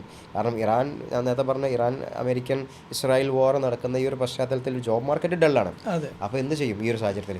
ഇത് ശരിക്കും പ്രത്യേകിച്ച് ഈ സമയത്ത് ചർച്ച ചെയ്യേണ്ട ഒരു കാര്യം തന്നെയാണ്. ഞാൻ എൻ്റെ ഒരു 1-2 എക്സ്പീരിയൻസ് കൂടെ പറഞ്ഞ് അവസാനിപ്പിക്കാം. ഒന്നാമത്തെ കാര്യം എന്താ വെച്ചാൽ, ഇത് കോവിഡ് പോലെയാണ്. കോവിഡ് വന്നു, ലോകം മുഴുവൻ അടച്ചിട്ടു. അപ്പം അത് ജോബ് മാർക്കറ്റിൽ ഉണ്ടാക്കിയ ഒരു അൺസർട്ടനിറ്റി ഉണ്ട് ആ ഒരു സമയത്ത് മാത്രം. എന്ന് പറഞ്ഞതുപോലെയാണ് ഇപ്പോഴുള്ള ഇറാൻ ഇസ്രായേൽ ഇറാൻ അമേരിക്ക വാർ. അതെന്താണെന്ന് വെച്ചാൽ ഇപ്പം ആക്ച്വലി ഒരു ഷോർട്ട് ടേം അൺസർട്ടനിറ്റി ഉണ്ട്. ഇപ്പം എൻ്റെ ചില സുഹൃത്തുക്കളൊക്കെ വിളിച്ചിട്ട് ഗൾഫിൽ നിന്ന് ചോദിച്ചിട്ടുണ്ട്, അവിടുന്ന് ചിലപ്പോൾ പോരേണ്ടി PR ഒക്കെ ആയിട്ട് വലിയ വലിയ കമ്പനികൾ വർക്ക് ചെയ്യുന്ന ആളുകൾ അവർ ചിലപ്പോൾ പോരേണ്ടി വരും. ഇപ്പം ലീവ് തന്നൊക്കെയാണ്, കമ്പൽസറി ലീവാണ്. ഞാനൊരിക്കൽ മലപ്പുറം ജില്ലയിലെ 1-2 സ്ഥാപനം ഈ അടുത്ത് യുദ്ധം തുടങ്ങിയതിന് ശേഷം പോയ സമയത്ത് വലിയ സ്ഥാപനങ്ങളിൽ പോലും പകുതി സ്റ്റാഫിനെ നിർബന്ധിതാവധിയും സാലറി കട്ടും കാര്യം അവിടെ എന്ത് പറഞ്ഞിട്ട് കാര്യമില്ല. സ്ഥാപനത്തെ നമ്മൾ പഴിയാരിയിട്ട് കാര്യമില്ല. പ്രത്യേകിച്ച് ചില സാഹചര്യങ്ങൾ വരുമ്പോൾ ഉണ്ടാകുന്ന പ്രയാസമാണ് ഇപ്പോൾ അത് ഏത് ജോബിനും ഉണ്ടാകുന്ന, അല്ലെങ്കിൽ ജോബ് മാർക്കറ്റിൽ പൊതുവെ കാണുന്ന ഫ്ലക്ച്വേഷൻ്റെ ഭാഗമായിട്ട് ഉണ്ടാകുന്നൊരു കാര്യമാണ്. അപ്പം ഈ ഒരു സമയം നമുക്ക് എന്ത് ചെയ്യാം, കടന്ന് പോകുമ്പോൾ ഉണ്ടാകുന്ന പ്രയാസം അത് കഴിഞ്ഞിട്ട് മാറാം. ഇപ്പം ഒരിക്കൽ ധാരാളം അറബികളൊക്കെ വരുന്ന ഒരു സ്ഥാപനത്തിൽ പോയ സമയത്ത് വളരെ കുറച്ച് ആളുകളേ ഉള്ളൂ. അപ്പം അവിടുത്തെ സ്റ്റാഫ്, നമ്മുടെ സ്റ്റുഡൻ്റ് ആയിട്ടുള്ള ഒരു സ്റ്റാഫ്, ഇൻറ്റേൺ ആയിട്ടൊക്കെ കയറി അവിടെ സ്റ്റാഫായിട്ട് വർക്ക് ചെയ്യുന്ന ഒരാൾ പറഞ്ഞു, ഇപ്പം വീക്ക്ലി 2 days അല്ലെങ്കിൽ 3 days ഇപ്പം നിർബന്ധിത അവധിയാണ്. ആക്ച്വലി അങ്ങനെ ഒരു പ്രശ്നം ഉണ്ട് എന്നുള്ളത്. എന്നാൽ ഇപ്പം യുദ്ധമൊക്കെ നമ്മൾ നേരത്തെ കോവിഡൊക്കെ പറയുമ്പോൾ കുറച്ച് കഴിഞ്ഞാൽ മാറുന്ന സമയത്ത് ഏറ്റവും കൂടുതൽ ജോലി സാധ്യത ഓപ്പണിങ്, പ്രത്യേകിച്ച് ടൂറിസം മേഖലയിൽ. ഇപ്പോൾ നമ്മുടെ വിദ്യാർത്ഥിനികൾ എന്ന് പറയുന്നത് അവർ അറബികളെ ഇങ്ങോട്ട് നേരിട്ട് കൊണ്ടുവരുന്ന ഫേമുകൾ ഉണ്ടാക്കിയിട്ടുണ്ട്. നമുക്ക് ഭയങ്കര സന്തോഷം, നമ്മൾ അവരായിട്ട് കൊളാബ് ചെയ്യുന്നുണ്ട്, അവരെ സപ്പോർട്ട് ചെയ്യുന്നുണ്ട്.